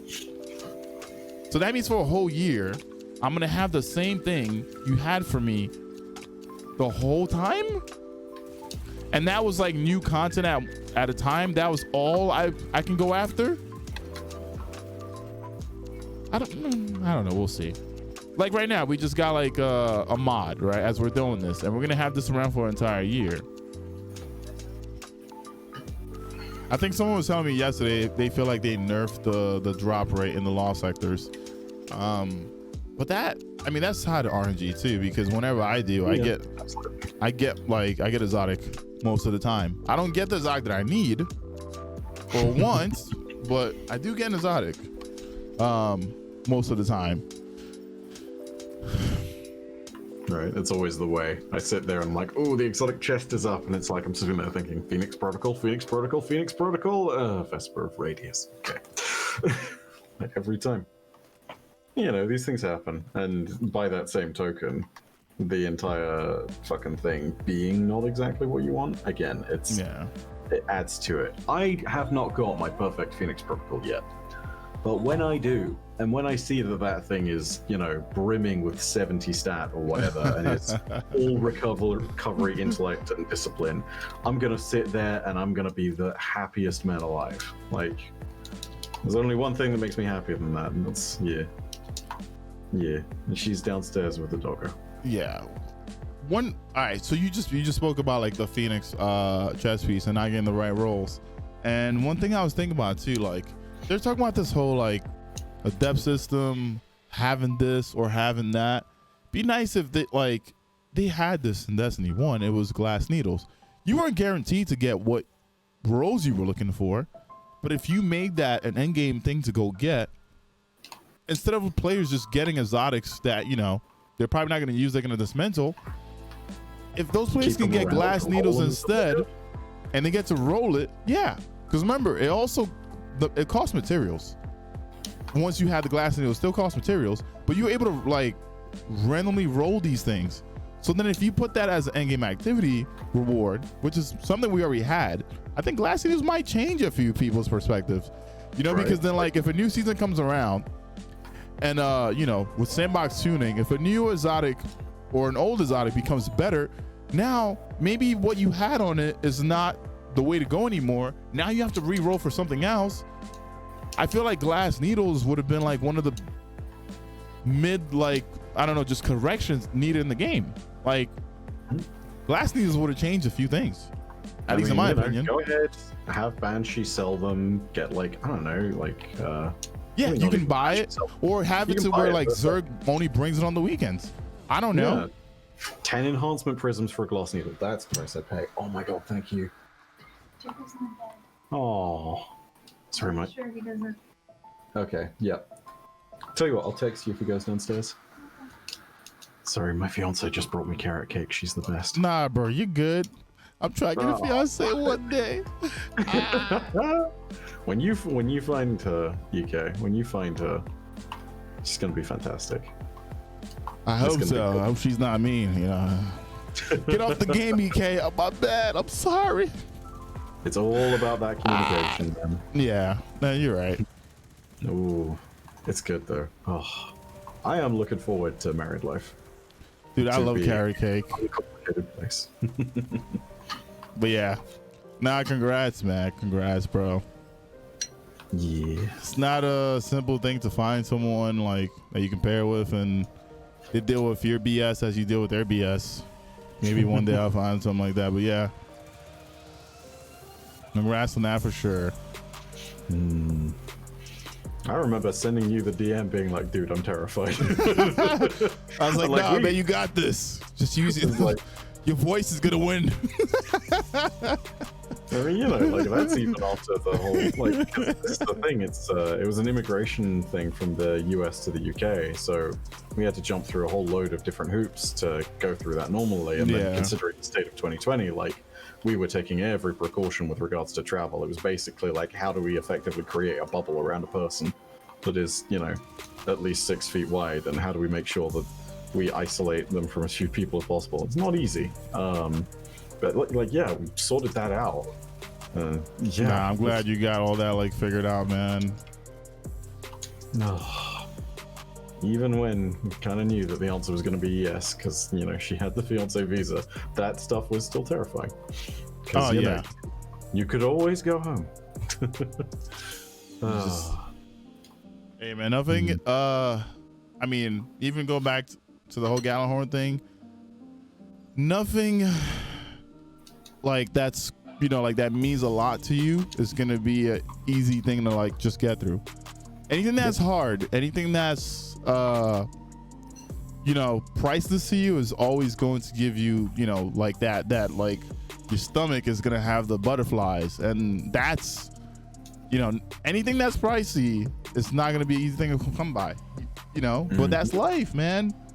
You got to earn it. You got to earn these things. You got to earn people's trust, people's respect, and that's not like a one-day thing. That's a long cycle. So congrats, bro. Congrats. You know, with the vast exception of something being like rigged from the very freaking top, which, I mean, yeah, sure, like that's fucked. But yeah, like that's absolutely how it should be, and that's how like things ultimately feel the best, right? Yeah, things feel the best when you grind it out. You know, you put your effort, you put all your eggs in one basket, and you get to see it like come to fruition. That's one of the best feelings in the world. I don't know how else to tell someone that. You know? Shoot, chat. Look, all right, I was about to stop YouTube. I'll be honest with you. But you know, I kept uploading, and slowly but surely, last year we were at, I think, 2,000 subscribers, and this year we're already at 12,000. So it's, you know, starting out, it was not fun, man. You put up stuff, you feel like this is very informational, like warm mind cells. I was like, man, this is gonna blow things out of the water. Here goes a video. Nothing. You know, like charge your light. Oh, nothing. Hey man, go use the sass of cow. Nothing. You know, it's fine. You know, I'll just keep putting up, and it happens. So it's one of those things, man, like bit by bit. I think the best way that someone explained YouTube to me is it's a little bit like rolling a 10,000 sided dice, and you can land on it once, and it's an amazing, incredible victory. You know, your video, when you have like no subscribers, your video got 2,000 views. That's amazing. Yeah. Cool. The dice is still very much there. The difference is now, instead of a 10,000 sided dice, it's a 9,000 sided dice. It's like, okay, cool. That's still a lot of work. It's less work than it was before, but you still got to put the effort in. Yeah. Every time you throw a video up, you're rolling that dice, and every time it lands on the number you want, it gets a little bit smaller. Now, like, you know, I'm under no illusion that this works out all the time, and I'm under no illusion that YouTube is as simple as that, because channels grow and they fall and they die and they come back and all sorts. Like, Yeah. I literally had my channel die for 2 years because I went and did my pre-university exams. But like, you know, at the end of the day, the really simple principle is, as long as you vaguely understand the mechanics of YouTube and how all that stuff works, if you keep on uploading content, it's all good. And it goes back to exactly what you're saying, right? Like, that stuff takes time and it's hard, but when you get there in the end, you know, the grind was totally worth it. Yeah. It's hard. It's not easy. Like, yeah, there are going to be points in the time where you hate it. And God, there's points in time where I'm like, God, I should have gotten a different job than YouTube. But like, you know, would I trade this for anything? No, because all the satisfaction along the way was totally worth it. And also, you know, like, it's a decent job. Thank God it's not affected by COVID. Like, yeah, like I tell people, yeah, I play video games for a living. You play video games for a living? Yo, go get a real job, bro. I'm like, wait. You mean I don't pay taxes? I was like, wait a minute. You don't have a job right now because of COVID, but you telling me to go get a real job. All right, cool. You go, good luck finding a job, buddy. You know, like, it's just one of those things. I'm just like, why? And Byf is right. There's gonna be ups and there's gonna be downs. My channel, I mean, I started out just doing a bunch of raid help, chat. I had like almost 3,000 clears in raid help in Destiny 1. And you know, Destiny 2 like start off rough. Things didn't happen the way it was supposed to, right? And I had to basically like find my identity for a channel. You know, like I have friends like Cam and Drew who used to YouTube a lot, and they kept pushing me to like put out that content. They were like, you have content, you know, like you can make stuff. And it took a while. It took a while, to be honest with you. You know, rebuilding is one of the hardest things you can ever do as a streamer or anything in life. Rebuilding is hard, but if you just keep sticking to it. I went from like 100 maybe people in chat to like 20, and then it was like, all right, let's see how this goes, and it came back up. You guys troll. You guys a bunch of like the original mods that were in this channel. It's a journey, man. People just think like things are just like handed to you. Like, I lived with Chocolate for a bit. He's like, man, you're crazy. You wake up, you go shower, you stream, and then I hear you like snoring, and then the next day you do the same thing. I was like, yeah, that's it, and that's the grind. I don't think people understand that. People just think like you get up, you go on, and then people just come watch you, and that's it. Like, sure, if that's what you think, then you know. Sure, that might be what it is today. But did you see the 2,000 days before that? And that's what it took to get there. Like, you know. Yeah. Oh man. That's what makes you like look at other people that are successful. Like, wait a minute, this guy put in a lot. You know, like you might hear someone talk shit about someone, but that person like put in like a lot of their time to their craft, and that's what made that person successful. And then there's also the luck factor, right? You don't know whether you're gonna make it or not. I had peers who became, you know, partners way before me that like stopped streaming and went and got like jobs and stuff. Like they were like, I can't do this anymore. You know, like I'm not happy. Sadly, I'm happy. Plus, I get to tell you bastards to hold these nuts almost every day, so it's okay. And that makes it all worth it, huh? Yep, makes it all worth it.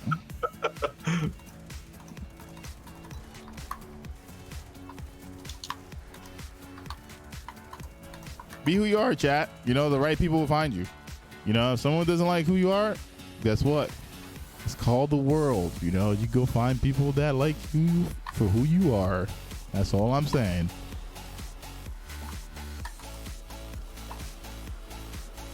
I mean, look at Bushy, man. You know, it's a weird man who just found out about people vacuuming their stuff. I still don't understand what the hell that means, but so yikes, right? But that's life. So Bushy, I heard you gonna vacuum yourself. That's crazy. No, he was excited 2 days ago. He found out females vacuum their stuff. He's like, did you know that's the thing? I was like, no. Why would I know that? It's just weird. Did I know that? No. I was like, you know what? Bungie vacuums our guns. That's why they get sunset, you know. Oh, they steam it. My bad. They steam it. Yeah. So we're getting our gun steamed. That's why we can't use it the next. You know, I'm sad. How do you feel about all these Season of Dawn weapons going away? I'm gonna be real sad. That's gonna be the like. I've deleted some of my armor, but dude, the Season of Dawn weapons were the first. Like it was past Shadowkeep, and that was the point at which they truly took Destiny in a different direction. Of like, yeah, we're making this more of an RPG. Like Armor 2.0 now feeds into the armor and into the weapons as well, and so we can afford to make crazier stuff. This was, you know, that's the season that gave us things like Vorpal Weapon and the Waveframe grenade launchers, and I mean, even something as simple as Perfect Paradox. I'm gonna miss using it, dude. It was just a very dependable shotgun. Man, Breach Light, fucking, oh god. Yeah, there's lots of good things I'm gonna miss using from that season. I hope they find a way to replace these things, because I think it was like a year ago, last year, they were talking about we're taking away Recluse so we can give you more weapons that are going to feel like Recluse when it comes to shredding things. And I was like, man, I hope so, because, you know, you're telling us you're taking away, you know, most people's favorite toy. Recluse is all right. I didn't use it as much as Wrist Runner, but if you're going to take something away from someone, you better have another way to replace it. And they said that, you know, they said, this is the way how it's going to work and stuff like that. And I'm going to be honest with you, Chad, I haven't seen most things that have, you know, been dominant. Now, Ikelos SMG is freaking awesome. I made a video for that thing way before everyone was like, oh my God, this gun is crazy. That gun is awesome. But what, that gun has 2 seasons left or 1? Right? 2 seasons, yeah. You know, same thing for my Death Adder. My Death Adder is freaking amazing. You know, I go around just killing stuff really quick, clearing rooms, and it's fun. But this time next year, next year is gone. But this time next year is gone. You know, so I want to know if they really have weapons that they have in store that we can see. Now, the raid perks are freaking awesome. Reconstruction, recom. I love that. I do love it. They're innovative, man. It's just, I'm not seeing it yet. I'm not seeing the weapons that are supposed to take over. And I'm having, you know, my patron going out, my Breachlight's leaving me, Martyrs is leaving me. Like, my Traveler's Judgment. I'm waiting for a legendary that goes somewhere close to matching the inventiveness of something like Effigy. You know, like Effigy may not be the strongest weapon in the world, but I would love. Oh, that would be so good. That would be so good. And like, think about it. They basically made a Warmind Cell-esque system around an entire exotic. Like, that's the level of creativeness Bungie can pump into one gun. Yep. Like, we know they can totally pull this off, and like, granted, it's not easy, but like, if you can go ahead and make something like War Mines, I'm really interested to see what the replacement system for War Mines What War Mines are going to be, right? You know, Right. same thing with like Charger Light. Like, there's, oh man, there's That so. stuff gets sunset by this time next year. No one will be using it because it's on the armor, right? Unless they bring back a new, entirely different season of Charged with Light mods, we're not going to see it again. I'm pretty sure that it's going to be different. Now imagine we had like all this stuff, like just kind of put out at the same time. Be awesome. We didn't get to kind of have that, you know. All this stuff was put out separately, and you know it was also because of sandbox balancing. Like Jackwing King is another one. I had of a Demolitionist Dragonfly one. That thing is awesome. So all of these guns are going away, and I'm gonna be honest. This season, when I deleted a bunch of guns from last season, I didn't see a replacement for most of those guns this season. I've seen a few here and there, but it wasn't like, it was like losing maybe 40, 50 guns and seeing only 10. Yeah. How do you feel about them bringing back some of the moon weapons, actually? Mixed, as I think most of the community is. Like, yes, they absolutely. I think it would have been ideal if they basically said some stuff from the very beginning is going to be exempt from sunsetting for those, like, the next 2 years worth of like time within the content. And Moon and Dreaming City weapons absolutely should have been there, because like they're both big destinations. They are tied to major expansions. People should be able to. Yeah, especially if it's being still sold. Yeah, right. My thing too about this is I feel like they half-assed it.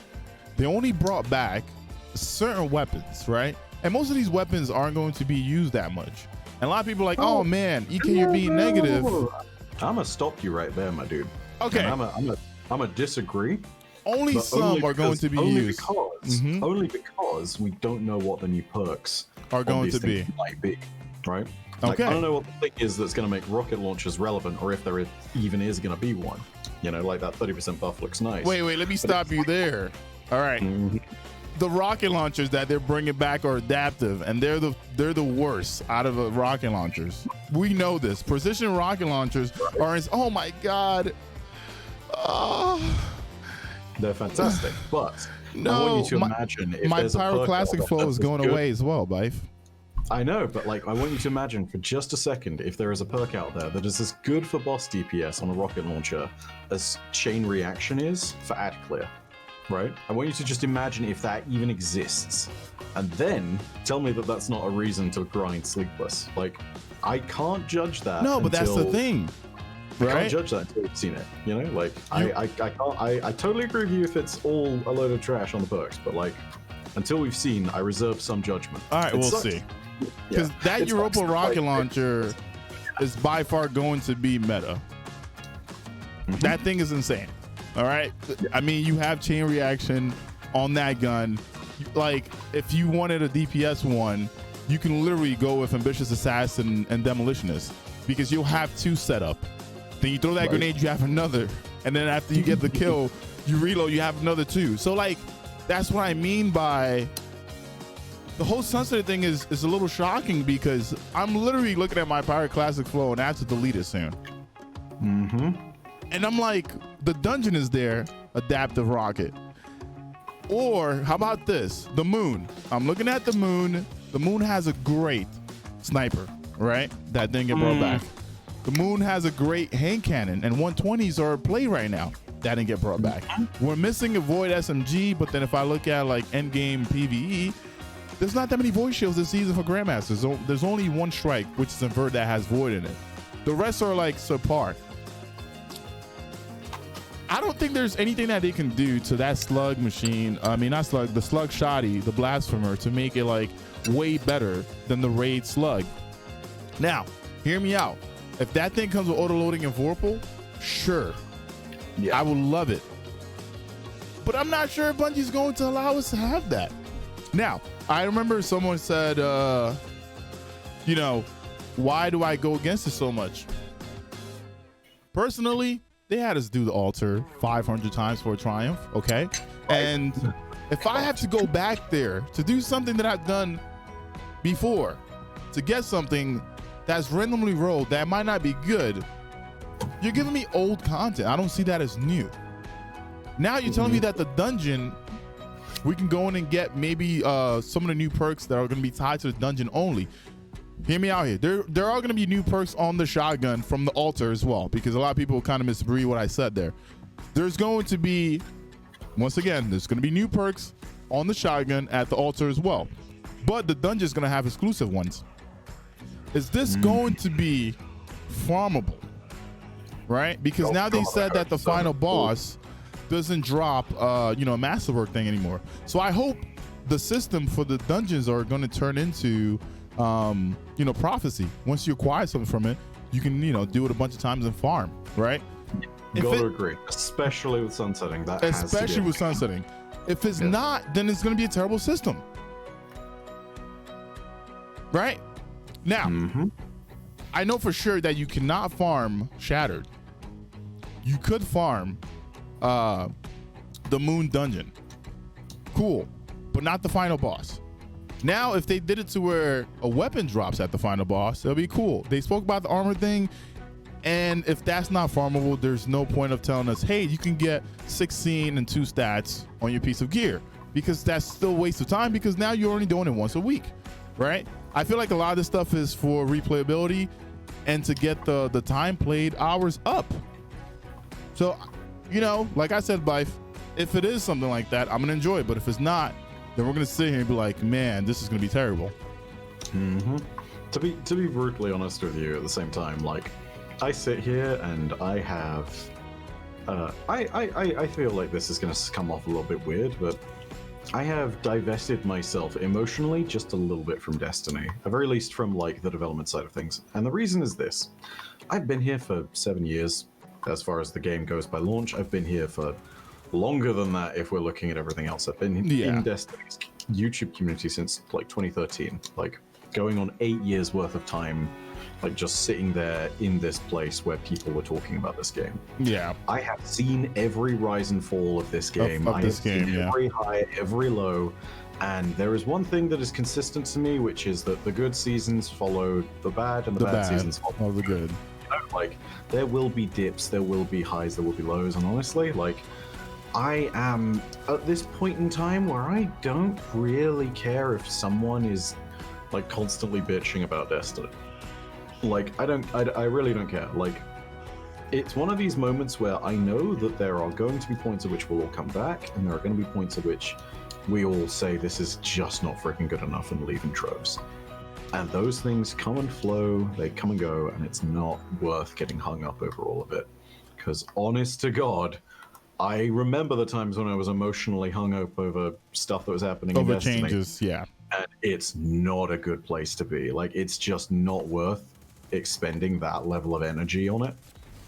Like, it was honestly is one of the least happy times in my life when I was very much invested in that. I say it a few times too. Don't talk to me about taking spring before the April update. Like, that was as dark as Destiny ever got for me, and it took me to a fucking terrible place. Oh, man. I say this to everyone: don't invest yourself in the game emotionally like that. I tell people all the time. I've been to 4 summits, right? And we sit down and we talk. We give our opinions. They take it. They take their notes. But they're still gonna do what they want to do. And people get on forums, Bungie should do this, Bungie should do that. And I say this the best way. You can put the best idea out there, they might read it, and you might not see that outcome. But you can't get mad, because no matter what, at the end of the day, they're going to do what they want to do. And that's a fact. Bungie's going to do what they want to do. If you don't believe me, I don't know what to tell you. I've been there plenty of times. I've seen it. They know factors. They know what can shock the game. They know what can change it. That being said, though, have you ever played Gunfire, Byf? Gunfire? No, I don't. Oh man, yeah, I'm gonna give you that game. We're gonna play it, man. It's a fun game. It actually has a new character too now with lightning in there. Oh. It's basically it's like a rogue. Roguelike? Oh man, I need some water. It's a roguelike shooter, and it's fun. You just kind of go through like different stages. And it's one of those games that like kind of just help me like unwind sometimes.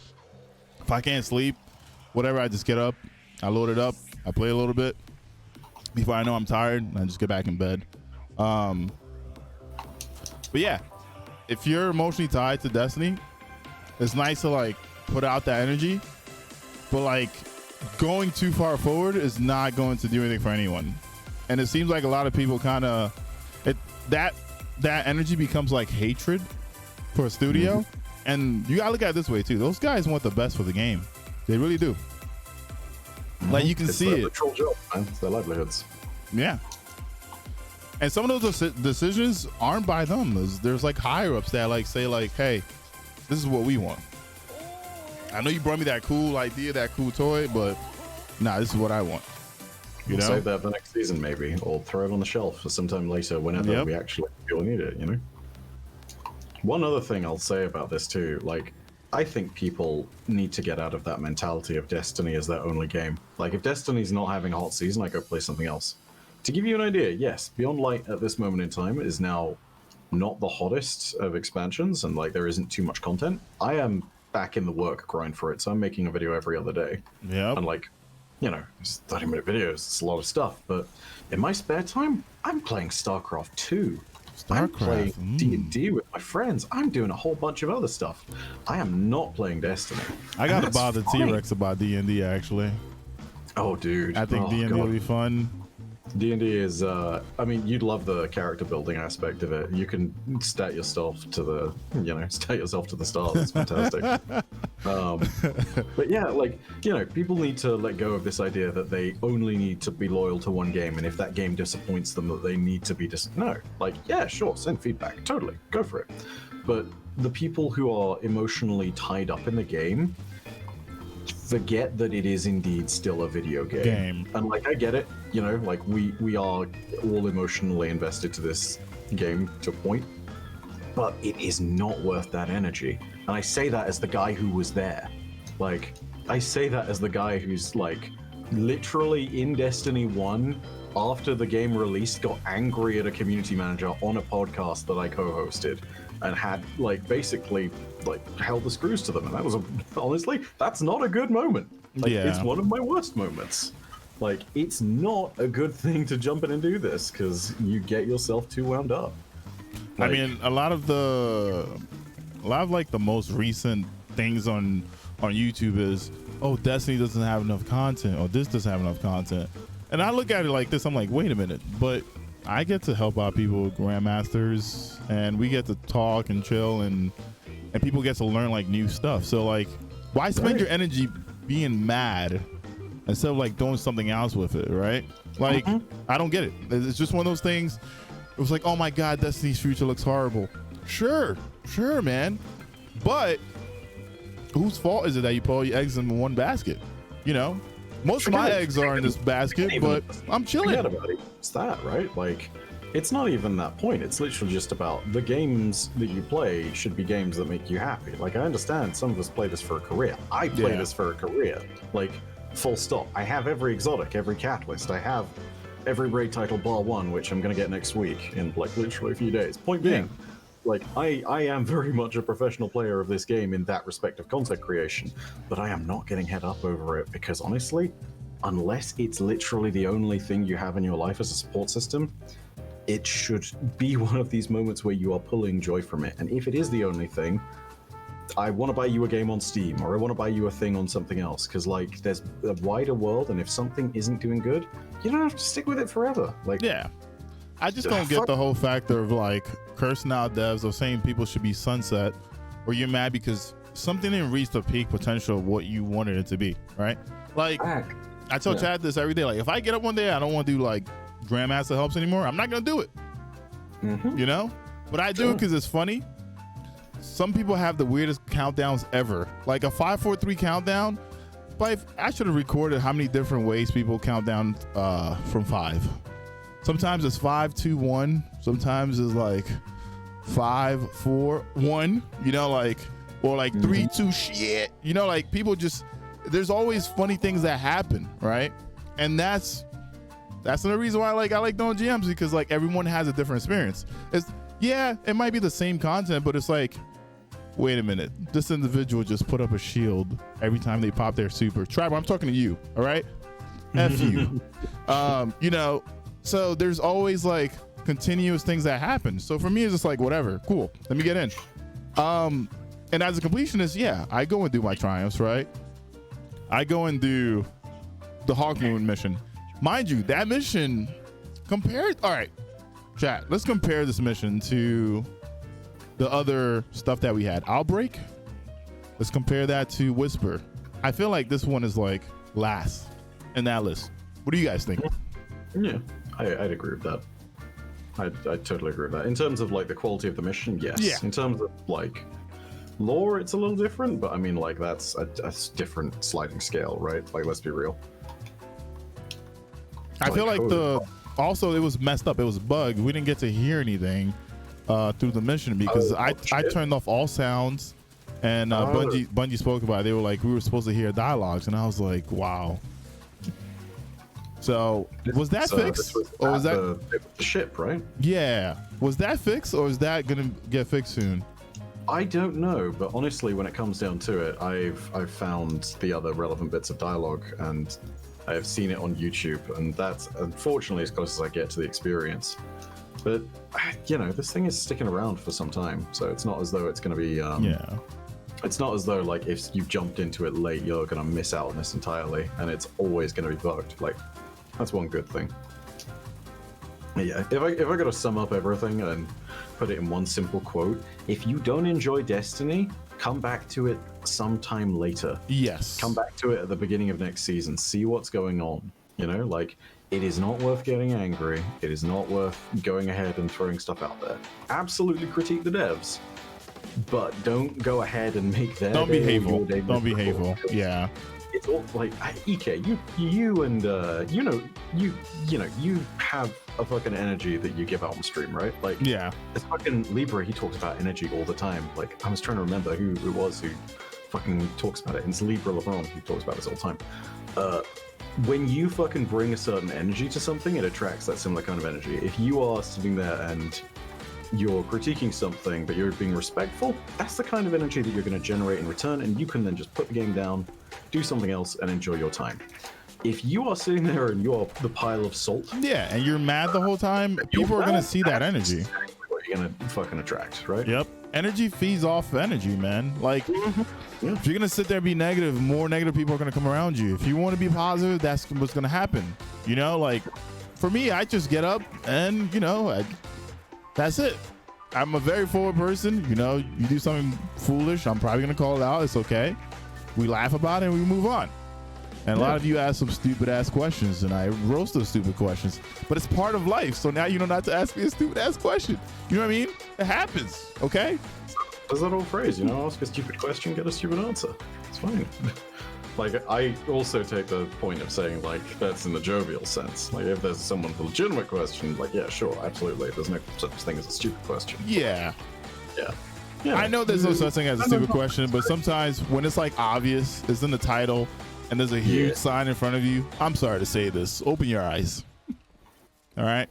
It's okay. In terms of difficulty for that strike, I'm pretty sure it was at what, 1570, right? So even if your base was 1560, it was still a little bit challenging, which is nice. There's not too many new things that come out in the game that are challenging, right? Pit of Heresy, when it came out, we were over light for that thing. Yeah. Whereas Shattered Throne gave me a way better experience because Shattered Throne was higher light than I was. You know, Yeah. I went in for the solo, and it was very challenging. It was fun. It was one of those things I was like, oh snap, this is crazy. Shattered Throne was weird because it was one of the first points at which I truly could tell myself that I built for something. Like, do you remember back in the day when it wasn't Armor 2.0 yet and you had all your 1.0 pieces? You were looking for those perfect bits of gear here and there? Yeah. I remember when I pulled together my first real build with anything like this, and it was partly based around my Kindle Orchid. It was all designed because with Disruption Break and Shield Disorient, you can stun the Taken Wizards and then one-shot them with Mountaintop. Yeah. And I built the entire fucking build around this. That and Devour and Nezarec Sin, staying alive, getting my abilities back. And it was the first time I've ever truly been able to consider that that is what this game that Destiny is can offer me. You know, that was the revelatory experience for me in Chapter Throne. That's why I kind of loved it. Especially with builds, man. Like, yeah, it would never have come to me. Like, that experience would never have been something I would have had if it wasn't for the fact that I started in it under level. If it wasn't challenging. Yep. I sat there and I was like, I am not going to kill Morgeth, or... Is it Vorgith. Morgeth? Vorgith. It was V, yeah. Yeah, I'm not going to kill Vorgith unless I actually have a prepped build for this, and I absolutely know it. Like, I'll go ahead and say it too. Like, I'm not the most gun-skilled player in the game, you know? Like, I can't stand with great Trials players. They're just better than me. What I do really well in the game is understand my build and understand the order of operations and understand the order of an encounter. If you let me play something long enough, I will tell you exactly how many things spawn, exactly where they spawn, in what order they spawn, and I will know exactly what I need to do to make that fight as manageable as possible. Exactly. Like, and that's what the breakdown. You know. I love breakdowns, man. Like Garden World, people were like, I hate Garden World. I was like, wait a minute, Garden World is so easy, you know? But it was easy because I knew the fight. Right? You know exactly how many goblins spawn. You understand exactly where they're going to be when they teleport once towards the confluxes and where they'll be if they teleport a second time. Like, you know what the spawn for harpies and goblins is going to be in terms of like where those groupings are. You know what path to follow.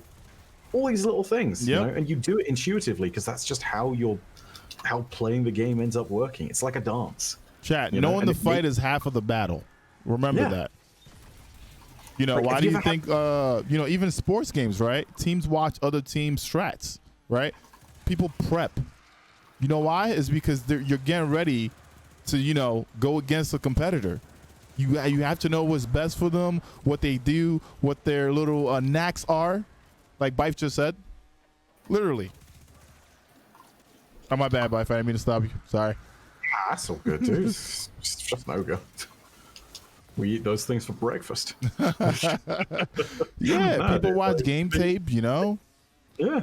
Have you ever had one of those moments where you feel a little bit transcendent in Destiny? Like, if you're soloing an activity. For me, I think the last time I had it was Pit of Heresy.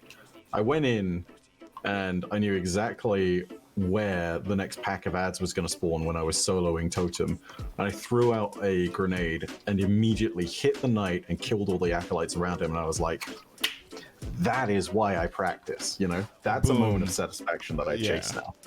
That's what I really love out of Destiny. Recently, I took off fastball, and I've been enjoying it, like just throwing the grenade and trying to like figure out where it's at. I'm gonna pull us into the Harbinger mission. Actually, let's do it. Yeah, absolutely. But yeah, like there's just like certain things, right? Most people don't pay attention to this stuff until it gets like beefed up. Right, so Grandmasters are beefed up strikes that we normally have. So when you go through a normal strike, you don't pay attention to any of that stuff. You're like, oh, it's a throw. I'm gonna kill this guy in melee, 1 shot, 2 shot, whatever it is, that guy's dead. But when that throw becomes lethal, yo, wait a minute. There's like 5 of these guys. Whoa. Now I gotta figure out like the best way for me to you know, work here. And I think that's another thing that people don't like think about it. When you play the game, I feel like your mind just goes away. You're just shooting stuff, right? You're just shooting stuff. Yeah. You're like, I don't need to know what comes here. I don't know if this boss is health gated. I don't know if this enemy has a pattern. I don't know if this wyvern is just gonna teleport right behind me. You know, like, and those are just small things. You do something enough, you're gonna know. Oh, let me put on where are you? You know, there's actually that's actually a phenomenon that's been talked about before. You know about you've heard. You live in the 21st century. You've heard of a Kindle, right? Yeah. The guys at Amazon, when they were first creating the Kindle, they had a core philosophy, which is that they were trying to compete with the market of books, right? Because a Kindle is basically just a book, right? Yeah.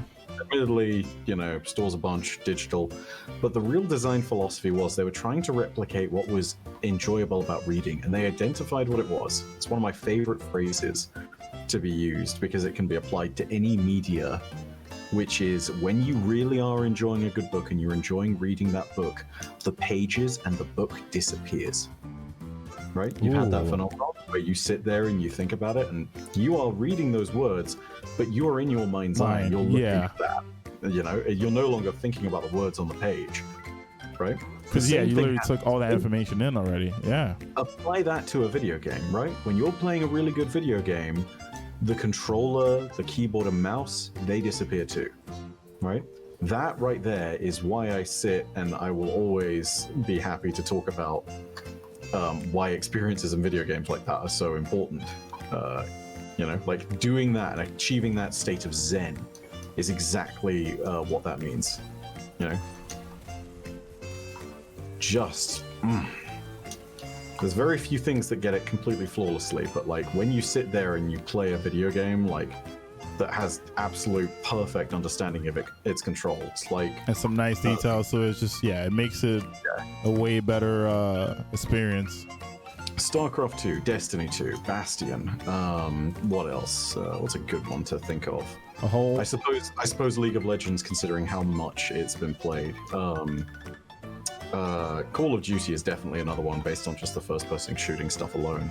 You know, like whenever you're playing these things, you are not thinking of their control scheme.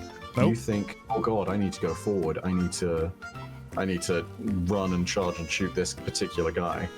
You know, like you do not think in terms of your control scheme. You think in terms of the game and its world. You kind of get lost in it. That's like that's nothing for me too. Like if I go into the activity, I slowly just get lost in it. I don't really think about what's going on, especially if you've done something a few times. It becomes second nature, right? So now you're just enjoying it for what it is. Especially a game as beautiful as Destiny 2. Like on PC. Oh my, sorry. On PS5 too and Xbox. I'm sorry. You guys have good graphics now. All right, I'll try to be nice. Welcome to the Good Graphics Club. Very happy. Yeah, welcome. I am genuinely ecstatic for players on consoles that get to experience that shit now, because like, as someone who deliberately delayed their transfer over to PC so I could have my veteran dialogue, and it's such a relief. It's just in every single way. The funny thing is, like, you tell people this and they feel like, oh man, this guy thinks he's better than me. No, the graphics are, you know. All right. I'm very happy for people to have jumped in and joined us over on machines that are able to handle 60 FPS. Like, trust me, you'll go back to 30 and you'll understand. Like, it's one of these things of like, I tried playing another shooter at 30 FPS again, and it's hard. But for those that, there's always someone's like, yeah, man, now, you know, PlayStation is better than PC. Stop it. Stop it, okay? All right? All right? Give you a cookie, okay? You be okay, all right?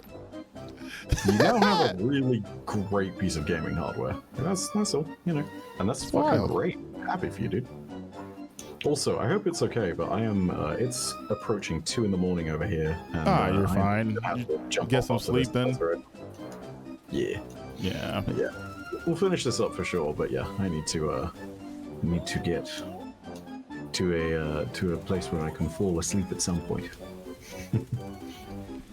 So when do you think they're gonna tell us the name of the season? I feel like the name of the season might just give us too much info, which is why they're not telling us anything. I'm not sure. I think we'll learn the name of the season in the trailer, and that's all dropping, I presume, before reset next week. You know, they tend to drop. Yeah, we've already been in this room. Yep, this was the wizard. We need to kill the Centurion. Yeah, I'm on him now, right? Yeah, I am.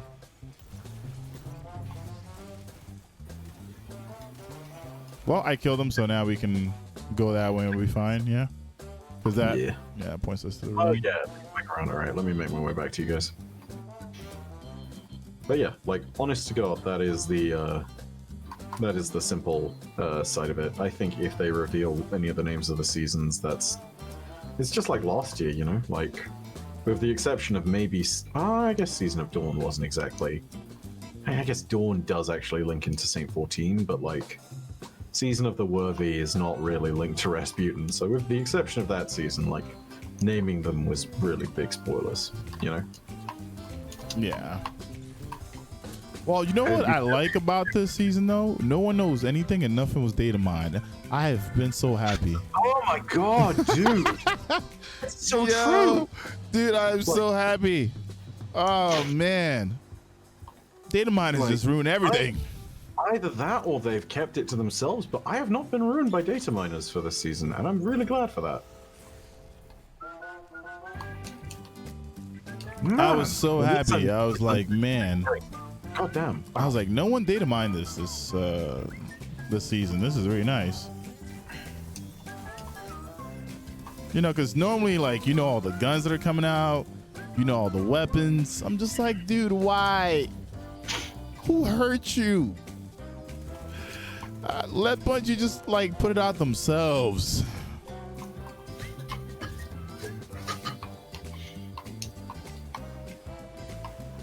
Yeah, us knowing that seasonal content is coming is completely fine. That's all I need to know. That is all I need to know. I don't need to know the exact details, whether it's a secret mission. I don't need to know any of that stuff. Like when it's released and when all that stuff's going on, like sure, I'll go ahead and I'll look on Light.gg and Gunsmith and D2. Like that's all great. Totally. Fine. Like absolutely 100% with you. Don't tell me about it in advance because that's just gonna it kills my excitement for it. And I'll grant you, like, I've had my excitement killed for Destiny so many times as just like a ritual to so many things. And partly because, you know, in some instances I'm actually trying to make sure that I can keep people in my Discord or who watch my YouTube stuff or who follow my Twitter away from spoilers. Like that's just part of the territory. But you know, it's really nice when I discover something and I had no clue about it. Yeah, I mean, the last big data mine that I saw was, remember the video I sent you, cause Spider and the Crow. Yeah. I haven't seen anything since then, so I'm just like, fingers crossed. Or you know, it's weird. Like every season, you know what's about to happen. It's just like, right? Like we knew about the pyramids and arrivals. And that was even happening like months before it even dropped. Yeah. Like literal months. And it was like this unspoken open secret within the community that just sort of like, okay, sure, we are totally under the guise of mystery. Thanks. Okay, I guess we'll try and remain somewhat unaware of what was going on. That's fine, whatever. I guess. But man, not knowing what's truly happening next season is very exciting. And hey, we knew about the darkness. Yeah. When the season comes along, gonna be even. Well, not tomorrow. We got another week. I'm just happy that no one like found the name or anything. Like there's, you know. Because the past few seasons have just been like, this is gonna be the name, bro. Like, how do you know that? Stop telling me, man. It'll be like some outlet from, I don't know, an obscure Austrian website or something has leaked this particular part of the game. Dude, go watch porn or something. Stop data mining. Enjoy yourself. Instead of data mining, why don't you go Bitcoin mining? Right? No, that's hot. That's pretty hot right now. That's true. Go make some money.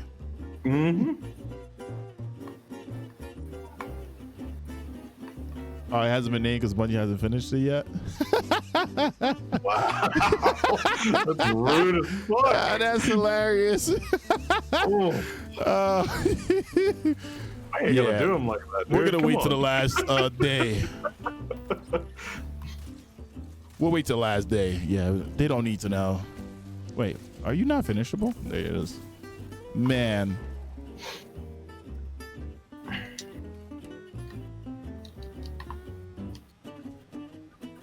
Imagine that's Bungie's way of fighting it. You know what? Don't name the season. Just wait. Just wait. Yeah, just. All right, I'm gonna throw you the ball, Bushy. You bumped into me. There it is.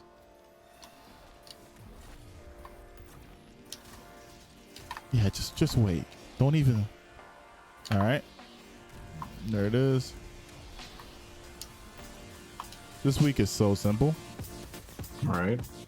Doing it solo is a modicum harder, I'll grant you, but like still, it's definitely the easier solo than last week. Bushy, I'm right here. Guess Bushy can see me while I was in this. Apologies. Yeah, this week is so like simple. You just have the 3 acolytes set up and then boom, magic. I think. Hey, that was my 10th Harbinger completion too. So nice. Hey, but yeah, nice. man, thank you for coming on and just chatting. Dude, Destiny it's been lore. good to catch up, man. Like I was very happy to jump on. I was like, man, I haven't seen Byf in a while.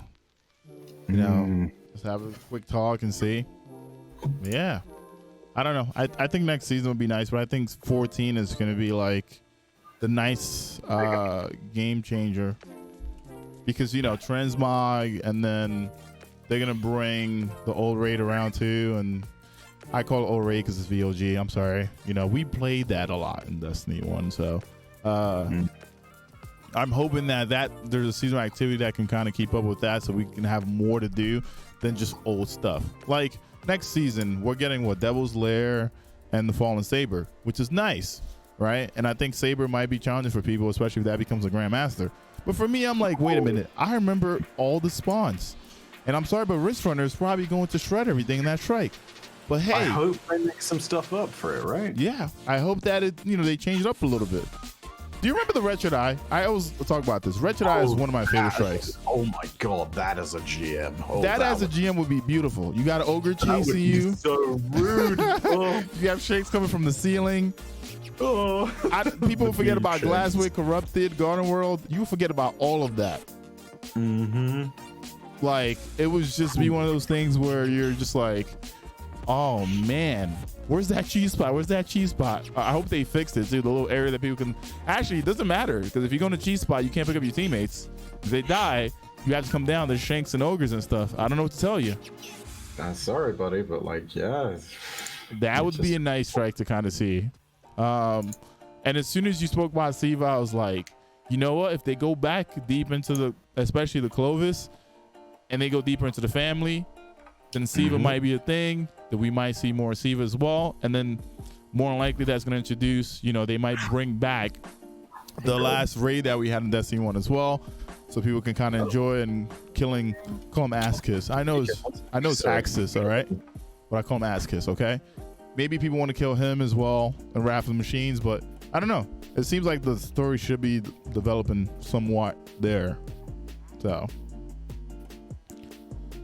but yeah, we're gonna let Byf go though, chat. All right, I'm gonna open up the queue for GMs. This is basically the end of the first Passion of Destiny. We'll do it again next Sunday. Yes, Siva was created by Bray. The Lord Beef said himself. So, all right. Let me just make sure I add the stream market here. All right, so this is going to be uploaded basically every Sunday. So if you guys do like this, please make sure to leave comments. Also, what I want to do is make sure that you always leave questions so then I can look through those questions for next week and we can kind of talk about it. I do have a section where we kind of go over fashion. It is in the Discord. So I'm gonna pull this up real quick because there's a lot of gardens in here. And they put their gardens in here. So if you want your garden looked at, we'll look at it. Ice Baby, this character is a no baby. Okay, all right.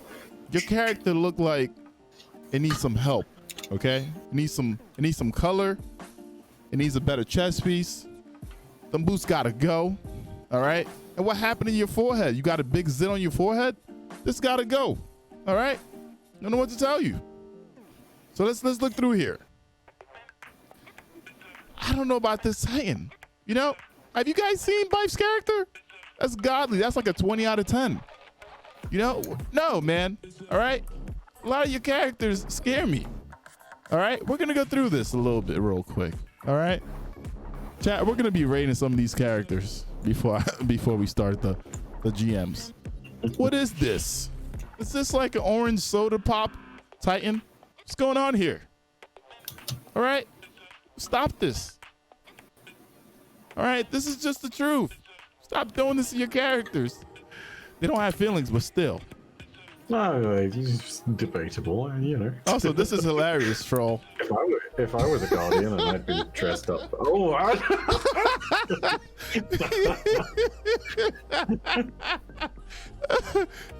my god, troll. With that, I think I'm gonna call it. I'll catch you later. Okay. Oh man. Oh, adios, my dude. Thank you so much for having me on the Take stream. it easy, man. But yeah, But we got a room in Discord for fashion. So what we'll do is I'll go through that next week. So like, if you have a character you feel like we should be looking at, if you're watching this on the YouTube side, the Discord link should be there.